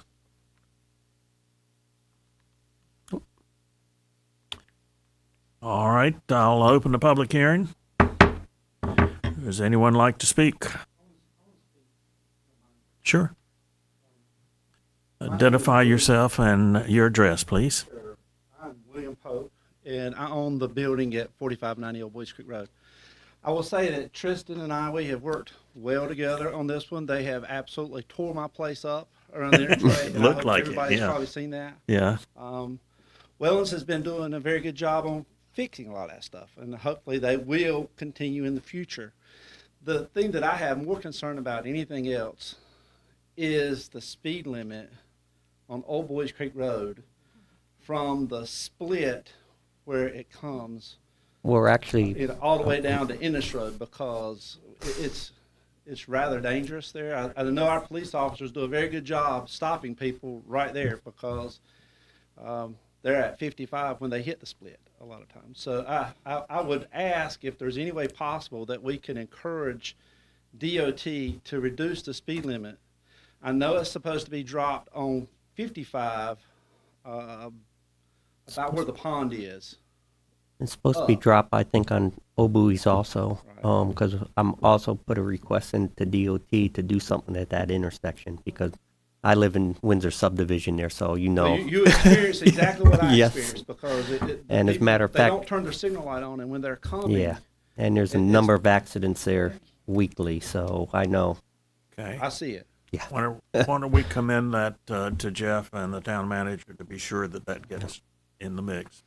Jimmy and I have brought that concern to DOT, and we're waiting to hear back from them on what Okay. can be done for that I would love intersection. to see a roundabout, but I don't know if they would do that, but there would be something really nice that as just the interchange sits awkward. Yeah. Roundabouts seem to be multiplying everywhere. They really do. It would slow the traffic down. Definitely. At It least would, when it when would. they're coming to that V. So on that end of town, it is. It is. Well, I put a proposal out there. I don't know if it's going to happen, but make a right or left-hand turn out there to bring it out, so they have to slow down to turn like they did at 401 and 210 out there in Lillington. The only thing that I would see is they've got so much infrastructure right at that point now Yeah. with the pump stations and all. I don't know how practical that would be now. Yeah, we'll just have to see what DOT comes up with. But that was my comment. Okay. That was about the speed limit. Thank you, sir. Thank you. And for either of you that are putting together any kind of petitions to submit, let me know, because I think half the town would be more than happy to sign that for you. Yeah. So that they are really aware it's not one or two people.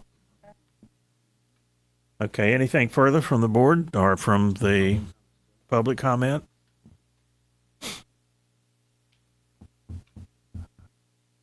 Okay, yeah. In the back. I think she beat you by a quarter of a second, yeah.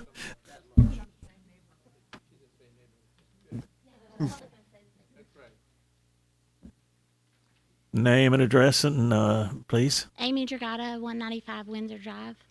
I was going to say very similar to what he said. I live in the neighborhood right there that juts off of Buies Creek Road. My question is why? It wasn't really said, like, why the change in, the entrances being changed. I don't know if he can comment on that right now, but, like, we already have an issue with traffic there. We already know we have an issue with speed. We have 152 houses that we're looking at adding, and those are all people that will come out that same entrance to get onto 55. So we're just, like, adding to the problem, and there wasn't even really a good reason why. Do you want to respond to that? Yeah. So the reason that we Over to the mic, please. That's all I wanted to say. Sorry. Okay. The reason that we're pursuing the change is as part of this subdivision, there was a pump station involved, and that pump station is in phase 1, which is the entrance off of Ennis Road and Old Buies. And so as part of the development, we needed to develop that phase first, which require us to also develop the entrance first. And so we thought it would be a fitting switch. So you can get to the pump station, is that the point? Yeah, because we can't have any gravity sewer running without Without it. the pump station being built. Okay, that makes sense. All right. Anything else from the, yes? Chuck Carey, 203 Blair Drive in Andrew. Just piggybacking on my other neighbors. Is there not in the budget to do both kind of at the same time because of all the traffic problems? If you're going to have one of those entrances of that, wouldn't it be better to go out on 55 first, but if, like, the pump station's an issue, we can't do both. You want to respond to that? We won't have the roads built in phase 2 to be able to use the. Oh, I see. They could do an access road or something? No, just a road? No. Okay. That was my question. Thank you. Okay, thank you, sir. Anyone else?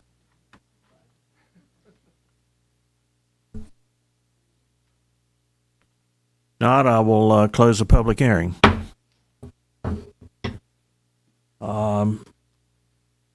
Any questions or comments from the board? I think it makes, I mean, I see what he's talking about. I don't have no problem with that. Are you ready?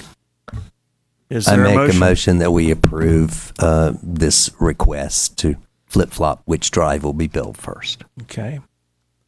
Any further discussion? If not, all in favor, please raise your right hand. Okay, it's unanimous. All right, thank you, Jeff.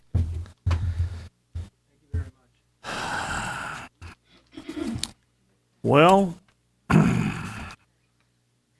this is where I phase out. It's been real. I've been given the opportunity to say a few words here, and I'm glad there's so many people here. The thing about growth, a prior mayor made the comment that has driven most all of my actions over the last 11 or 12 years. He said, until you get to a certain level, the commercial interests, the development just won't happen. And his suggestion was 10,000 people. Well, we have approved enough lots now to get us to 10,000. So, prior mayor up in heaven, I did my duty. All right. The reason that's important to me is that if we don't kind of have some pressure on development here in Anger, guess where the pressure will come from? Wake County, Lillington, Harnett. So it's almost self-defense to me that we need to at least try to stay even with the surrounding municipalities and counties or county governments. One of the reasons that good, solid growth is important is amenities. Okay, so we've got our first steakhouse. Yay. Almost. Thank you very much for correcting me. Okay. But I heard early on that there was some kind of shopping center going to be done, and, something like a Target. That's probably passed on, but that doesn't say that something like that won't happen out here within our jurisdiction on the bypass. When we set up the zoning for the bypass, we insisted that commercial be part of that.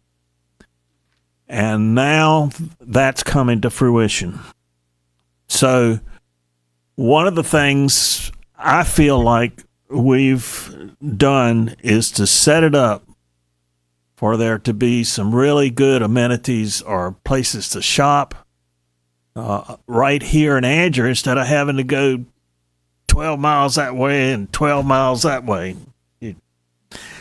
And I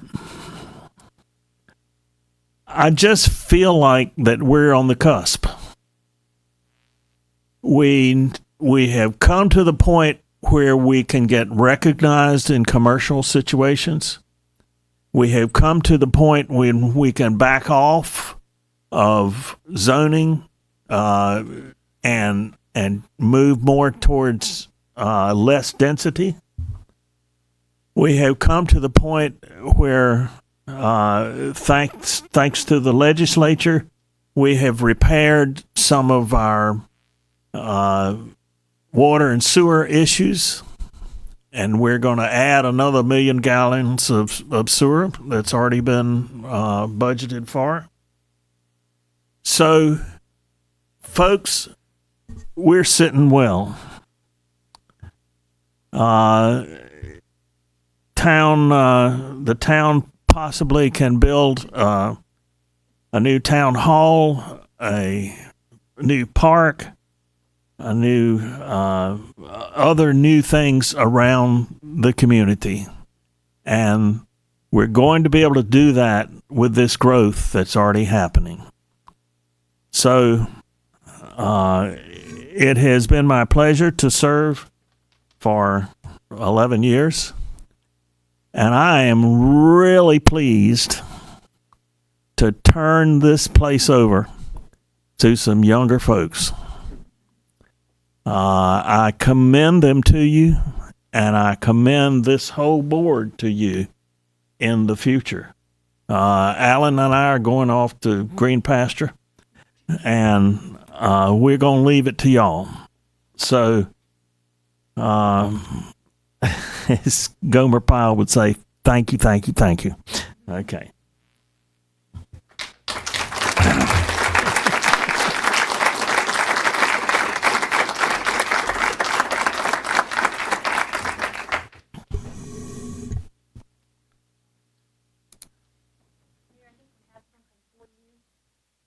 Okay. I'm available.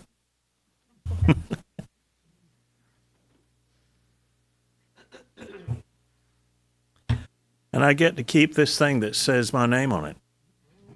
Well, how about that? Uh-oh. So, on behalf of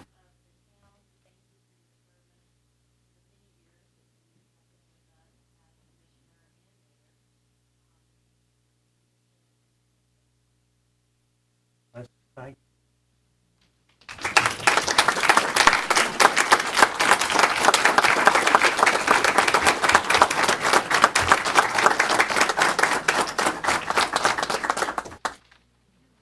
Okay, let's we need to do Mr. Coates also.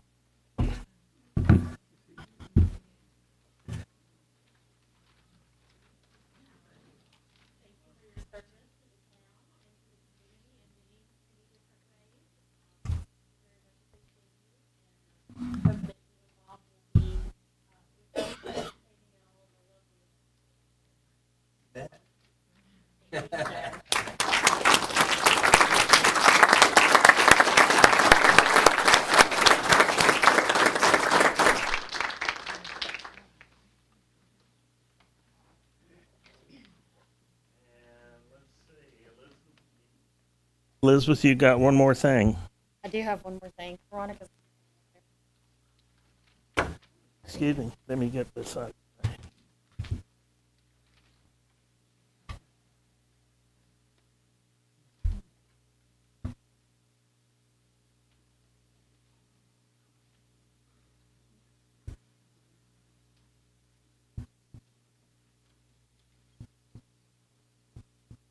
That apparently is not it.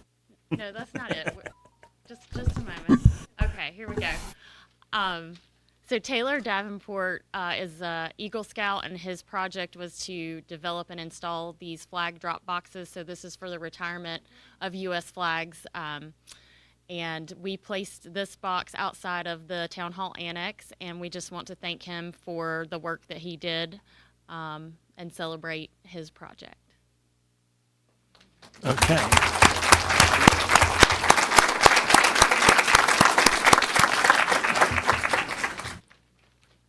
Okay, I would recommend that we have a 5-minute recess so that we can set up the new organization. How about that? No, you gotta get it.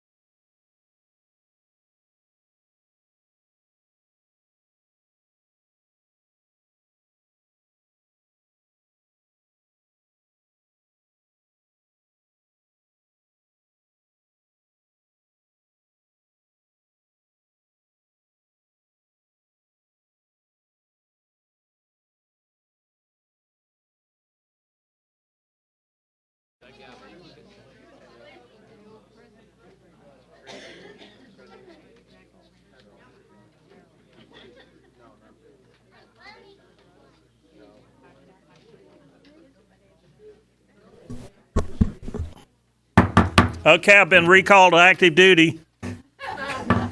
These folks don't have authority yet, so I got to call the meeting back into order. Okay. All right. Turn it over to the clerk. Clerk? There. Okay. I'd like to call Mr. Bob Usness and his family up here to be sworn in.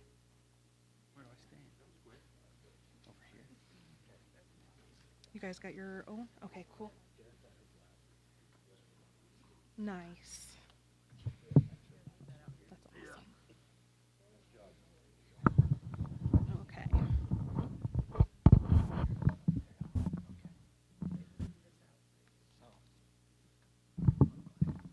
All right. Right hand up, left hand on Bible. Okay.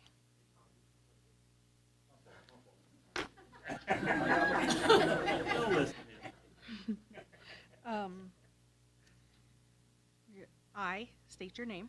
I, Robert Usness Sr., Do solemnly swear do solemnly swear that I will support and maintain that I will support and maintain the Constitution and laws the Constitution and laws of the United States of the United States and the Constitution and laws and the Constitution and laws of North Carolina, of North Carolina, not inconsistent therewith, not inconsistent therewith, and that I will faithfully discharge and that I will faithfully discharge the duties of my office the duties of my office as mayor of the town of Anger, as mayor of the town of Anger, according to the best of my skill and ability, according to the best of my skill and ability, and according to law.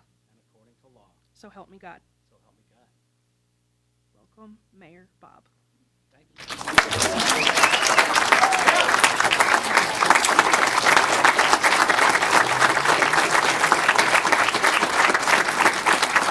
Take your seat.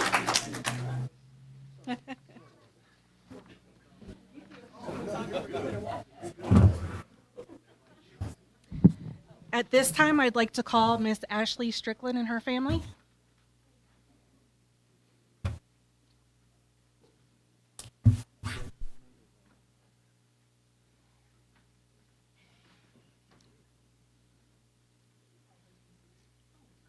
Right hand up.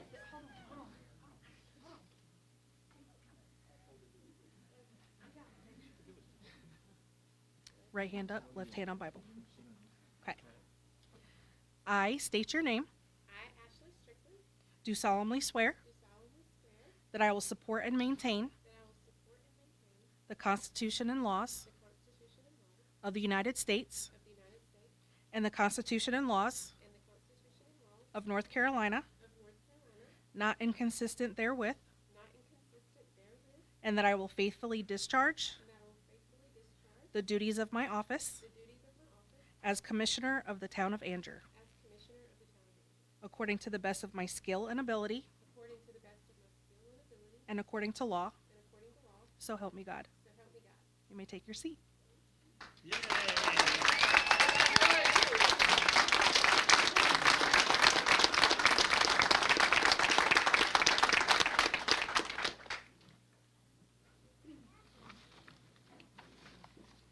And at this time, I'd like to call Ms. Chevelle Harmon and her family. That's okay.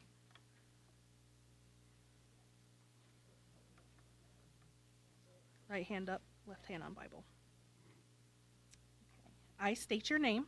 I, Eula Harmon, Do solemnly swear do solemnly swear that I will support and maintain that I will support and maintain the Constitution and laws the Constitution and laws of the United States of the United States and the Constitution and laws and the Constitution and laws of North Carolina, of North Carolina, not inconsistent therewith, not inconsistent therewith, and that I will faithfully discharge and that I will faithfully discharge the duties of my office the duties of my office as Commissioner of the Town of Anger, as Commissioner of the Town of Anger, according to the best of my skill and ability, according to the best of my skill and ability, and according to law. and according to law. So help me God. So help me God. And you may take your seat.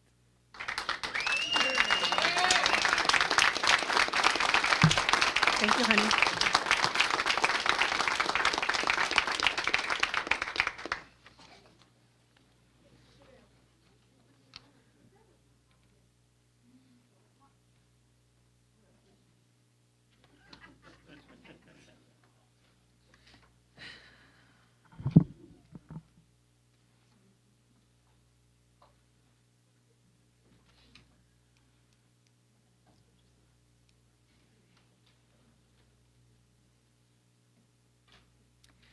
Okay, so as a new board, your first order of business is to nominate and elect your mayor pro tem to serve for the next 2 years. All right. Mayor, may I make a motion? Of course. I'd like to make a motion that the new mayor pro tem would be Ashley Strickland. Are there any other nominations? I would like to make, Okay. I would like to nominate Chevelle Harmon as mayor. Are there any other nominations? All right. Then we will do a yay or nay vote for Ashley Strickland, since she was nominated first. All those in favor of Ashley Strickland for Mayor Pro Tem, raise your hand. Got 2. All those opposed? That's fine. Let's do all those in favor of Ms. Chevelle Harmon as Mayor Pro Tem. Also 2. So my job starts right away. By the way, it's very cool that I have my own gavel now, too. This is neat. So I'm going to decide on Chevelle Harmon as Mayor Pro Tem.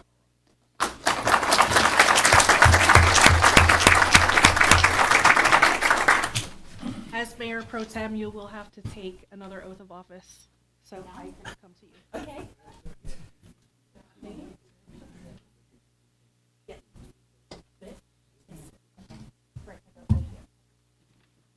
I solemnly swear.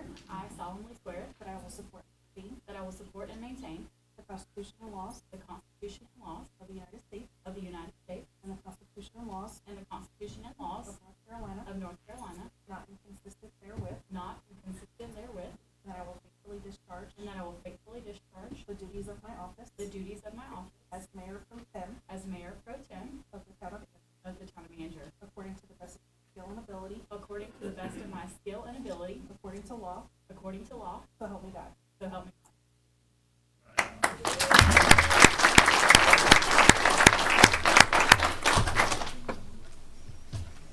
Okay, the next order of business would be to, per the town code, reappoint our town attorney, Dan Hartzog Jr. All right, so I found this in the agenda when I read it, and it is my understanding that our town charter requires us to appoint a town attorney at the December meeting every year. I have not worked with Dan professionally, obviously, for more than about 5 minutes. So far, I've been impressed. I've raised concerns that the new members may not feel qualified to decide that, but my concerns were alleviated when I learned, again, to my understanding, that Mr. Hartzog's contract is a month-to-month contract that automatically renews itself. So without us having to approve him every month, his contract renews every month, but we also have the ability to terminate that contract at any month. And so I think, at least for me, that our risk is very low. And given his service to the board for so long and his familiarity with the things we're dealing with it right now, I'm not opposed to it, but I don't get a decision. So, is there any discussion amongst the board?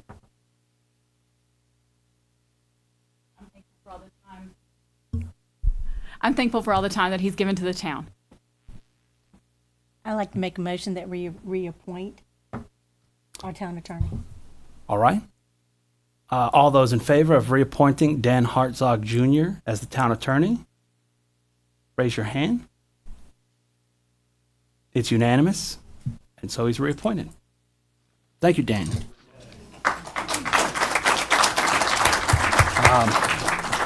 Item 2 is a resolution to adopt the Town of Andrews 2024 holiday schedule. Veronica. Yes. Each year, the board adopts the next upcoming year's holiday schedule. So before you is the holiday schedule that is listed in our personal handbook. So I've looked at it. It's pretty standard. Goes by the state for the most part. It's what the holidays are. Is there any discussion amongst the board about the holiday schedule? Would anyone like to make a motion to approve? I'll go ahead and make the motion that we approve the holiday schedule. Thank you, Jim. All those in favor of approving the holiday schedule for 2024, please raise your hand. It's unanimous. It's approved. Just moving right through stuff. This is easier than everybody said it was going to be. I don't understand what the big deal is. Item 3, a resolution to adopt the Board of Commissioners 2024 meeting schedule. Veronica. Yes, according to the state statute 168-71, the board shall fix a time and place for its regular meetings. So before you is a schedule of the 2024 upcoming meetings. I think we've all reviewed it, and it's, again, the same that we've been doing. You guys have any input on that? No. Is there a motion? I'll go ahead and make the motion that we approve the 2024 meeting schedule. All those in favor of approving the 2024 meeting schedule, raise your hand. It's unanimous. And that's all for me. Thank you. All righty. Thank you. All right, number 4 is a board opening and application procedures policy that Elizabeth will tell us about. Thank you, Mayor. Before you is a policy modeled on Holly Springs policy to announce and promote advisory board openings of which the Board of Commissioners makes appointments. It gives a timeline for the applications to be turned into the town clerk and outlines how those vacancies will be filled. So I was surprised that we did not already have something in writing, and I am all for policy to make our jobs easier. I did think a section of this could be added maybe. The purpose of the advisory boards is to get a diverse opinion across the town, and not just the commissioners that are here. I think we need to just put a section in there that makes sure we could keep the boards as diverse as possible. And I've written out something, and if you guys would like to hear it, then you could decide if we add it to it or not. Regarding selection and appointments, to increase opportunities for citizen participation, members of the Board of Commissioners shall not have members of their household or immediate family appointed to any of the Town of Andrew advisory boards. For these purposes, a household is all the people living in a housing unit. Immediate family would include spouse, mother, father, brother, sister, daughter, son, aunt, uncle, grandparent, and in-laws. I don't like to leave a lot of gray area. Is there any discussion about the policy in general and the addition to it? I think that's great. And so it's for household? What about people, relatives in general? Yeah, so household as one section in the household, whether they're related or not, so a roommate or Right. something like What that. about we put any relative? I defined any relative as specifically as I could, because I don't think like someone's third cousin, once removed Right. would probably be fine. Yeah. Okay. So I tried to be really specific about that, Okay. and I'm happy to. No, we're And fine. and as applications come up, if that becomes an issue that someone that y'all think should fit that definition but doesn't, you can deal with that on a case by case basis as well. Okay. Sounds great. If there's no discussion, is there a motion? I make a motion. We go ahead and accept as written. As written in the agenda or with the addition? With the additions.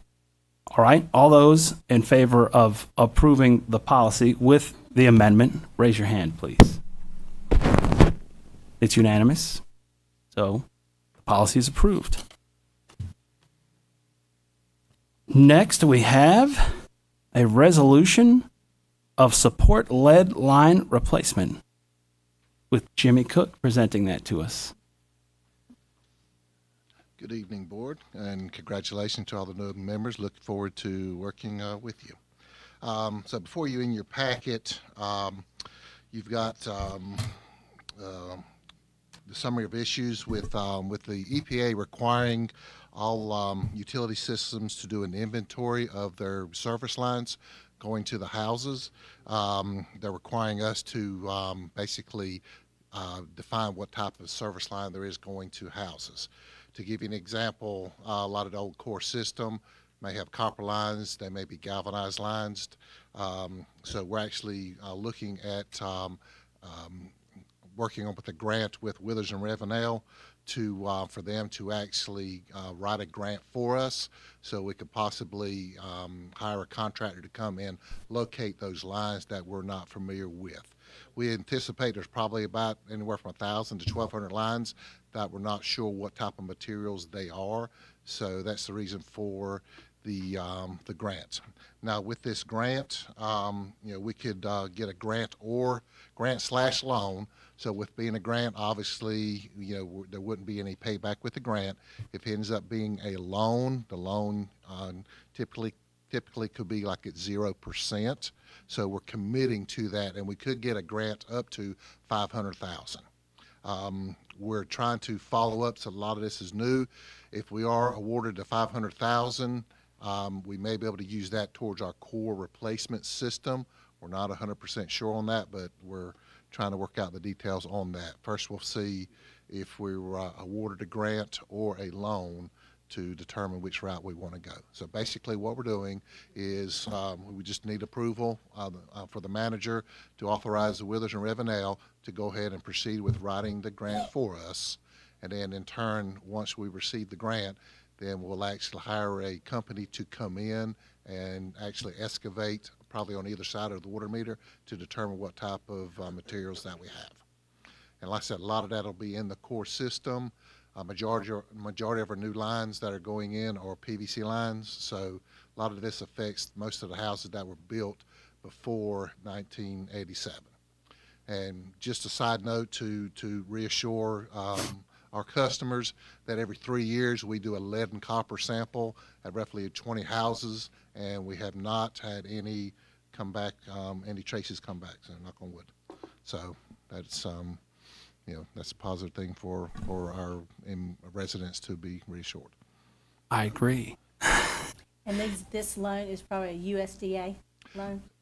That That we're what not kind of- sure. I think it may be through the state, so it won't be USDA. So it'll be the no, ma'am. state, yes, it's the state Correct. mandating it. And Okay. and I think they need, I think they're maybe even the monthly or quarterly Yeah. where they'll actually give out the award. So, and it's based on a point system, so the more points we get, then it may determine whether it's a loan or a grant. Right, And the good exactly. thing about it is once we actually go and do our evaluations do our inventory on our lines, if we don't have any, then, we can give them the money back.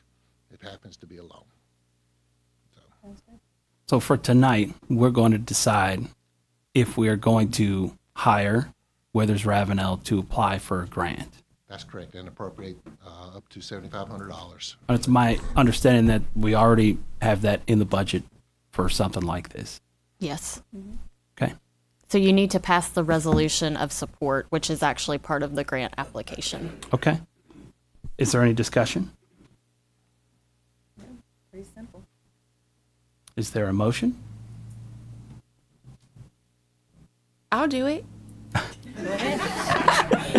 I make a motion to authorize the town manager to proceed with hiring Withers Ravenel to process the grant loan application. And pass resolution. I gotta read the whole thing. All right. All those in favor, raise your hand. It's unanimous. Thank you, Jimmy. Thank you. Moving on, number 6, ARPA policies. We're going to consider an approval of ARPA policies necessary to expend funds that have been awarded to the town already. Faith, is going to share that with us. Evening. Just to give a brief introduction of myself to the new board, I am the Lead for North Carolina Fellow here in the town of Anger. I will be here till the beginning of July, and throughout my time here, I'll be working with the finance department and the town manager. So what you have before you are 7 policies that are needed for us to be able to spend our American Rescue Plan funds.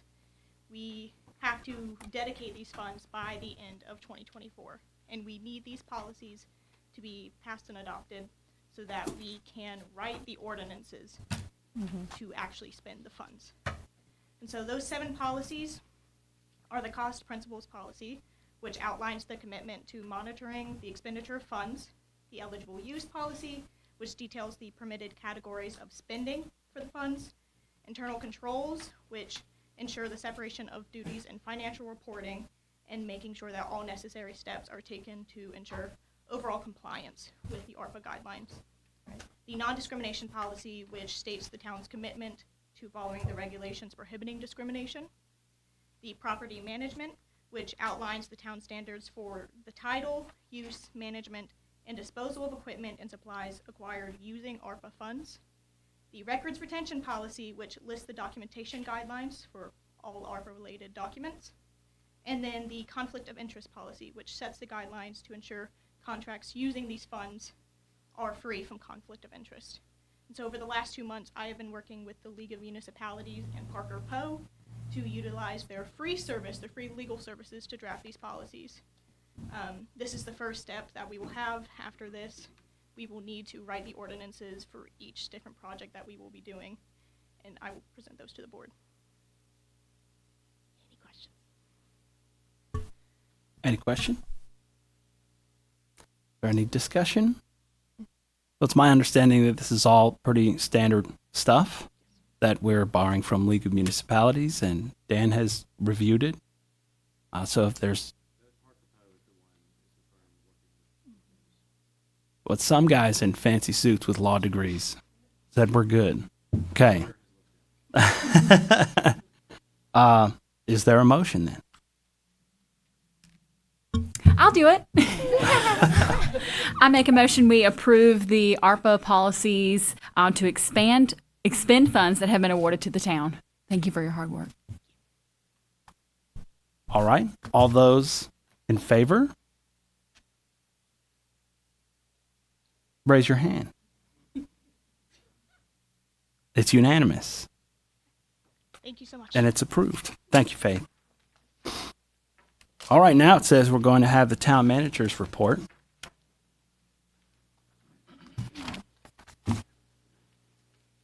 So the department heads give us their reports in the packets for us to review. That is I correct. don't know that we're going to ask them all to come up and speak in the That interest has of been the practice in the interest of better utilizing their time. we're all for efficiency in government here. Yes, we are. So you may proceed. Thank you, Mr. Mayor. First, I want to celebrate the collaboration between the chamber and the town. It's a wonderful partnership, and it's a great service that we have for our citizens to come out to the tree lighting and to the Christmas parade. So thank you, Shelby, and thank you to all of our town employees, Public Works, and the police department, and community development, everyone who works to put that together, because that requires a lot of teamwork and a lot of coordination. I would also like to add to that.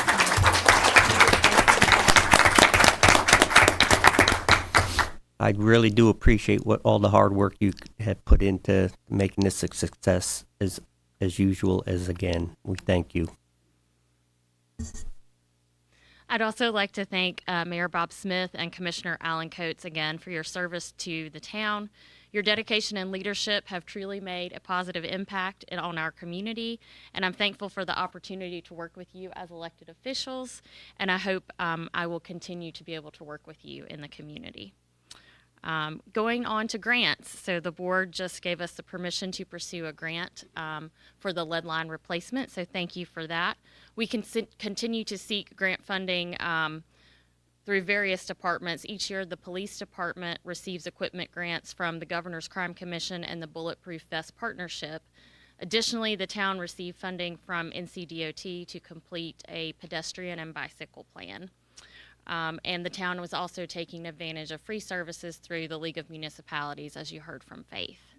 I have several ongoing project updates which might be of interest to you all and to the community. The wastewater treatment plant capacity purchase. So we have, this project has been bid and the Board of Commissioners at the county has awarded the bid. The town owns approximately 14% of the Harnett County wastewater treatment plant, and therefore we are contractually obligated to pay for upgrades to the plant.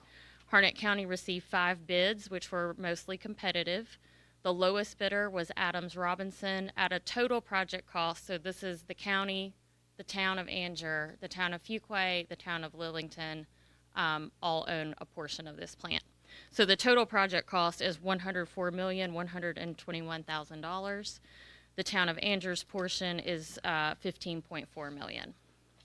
And we do have ARPA funding through state earmarks to fund that project. Park expansion, we have been working, Derek McLean and Austin and Christy and I have been working towards our park out in the old spray fields at the end of Campbell Street. We met with Withers Ravenel on creating a phased approach to the proposed park off of Campbell Street. Adjacent property owners have been contacted to determine if we can get a second entrance. And we have met with Withers Ravenel to pursue a Part F grant. We could get up to $500,000 in funding. However, they recommended that we complete a park system-wide plan in order to better receive that grant. So we are going to be seeking proposals for that plan. The Town Hall Annex at 32 West Williams Street. We are still awaiting a quote on the mold mitigation. I did want to clarify some information. Inspections were conducted prior to the purchase of the building, radon, termite, and mold. Mold was found to be elevated in only one area of the building. When you have a building with, 40-year-old carpet and paint and such, usually a good idea to freshen that up. And of course, we want to make it a safe place for our employees. The police station construction, after consultation with the USDA and the town's attorney, it was determined that the RFQ should be re-advertised. Site work, including a Phase 2 environmental assessment and geotechnical work, has been moving forward. We've received the geotechnical report, and a report is expected from Terracon on the Phase 2 environmental study soon. I'm happy to take any questions. Anyone have any questions for Elizabeth? Thank you. You're welcome. So I've learned that the mayor also gets to have a report section. And I don't know that we've done that, so that was news to me. And I think that I will let Elizabeth handle the very important parts of the town, and I might handle, some more fun stuff. If I have to do the job, might as well get to enjoy some of it. So I'll take a moment to just say a couple of things in my mayor's report. To address the election, we had a record number of people come out and vote, which is fantastic. I mean, almost double the last mayoral election, which means people are paying attention and getting involved and letting their voice be heard. And so thank you if you did. I'm sure that I speak for Ms. Harmon and Ms. Strickland when I say that we are honored to have been chosen and we are ready to serve. That being said, all of us are pretty new at this, and so we'll just ask for a little grace when we're learning the ropes, but it is important to all of us to do things the right way. So I've asked Dan or Elizabeth to chime in and help me out to make sure that, we do these meetings the right way. So if you'll give me a little grace until I figure it out, then I would appreciate that. Elizabeth touched on it some, but I wanted to say too that we had Christmas on the Square. I was involved in a lot of it.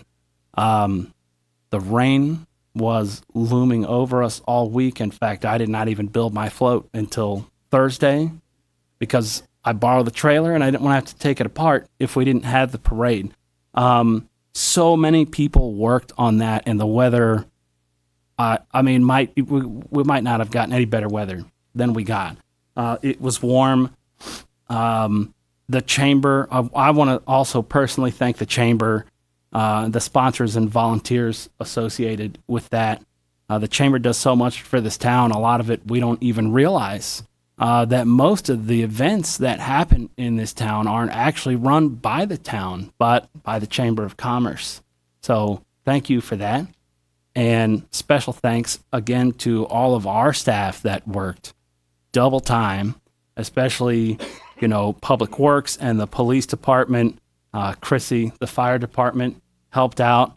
In between hanging Christmas lights and decorations and all kinds of stuff, they really stepped up, and I think the events were fantastic. So thank all of you guys for that. And on that note, I want to thank all the town staff. A lot of us never see the work that our town staff does. We just live our daily lives, and they are the ones that make that happen. So there's not really an appropriate place for me to address them, but in my mayor's report, I'm going to say thank you to all of our staff from top to bottom. It doesn't matter what your position is, but you are valuable to all of us that live here or even just drive through this town to get to work. I want to make a couple announcements that we got a lot of advisory board openings. The application deadline has closed for them, but because tonight's meeting ran kind of long and we kind of anticipated that, we've decided that at our workshop on December 19th, same time, same place, 6:30 right here, we will do interviews and appointments for those boards so they could be sworn in January and hopefully not skip a beat on the advisory boards. We are also working on forming a Parks and Rec advisory board at the interest of Derek himself to get public input on Parks and Rec stuff. We anticipate that we will form that board sometime in January. Not fill it, but get all the legal stuff done to actually create a board, and then we'll move on to interview and appoint for that board. Last thing from me, we've got some cool stuff opening in town, and so I'll take an opportunity to announce just a couple of them. Mr. Smith mentioned Harvey John Steakhouse. They are going to have their ribbon cutting and their grand opening on December 15th at 2 o'clock. I'm excited. They're near the butcher shop on the north end of town, and Little Goat Soda Shop right in downtown next to the Chamber of Commerce will have their grand opening on December 19th at 12:30. Old-timey soda shop and ice cream, and it's a great atmosphere in there. So I look forward to that. That's all I have for my mayor's report. So if there are no other reports.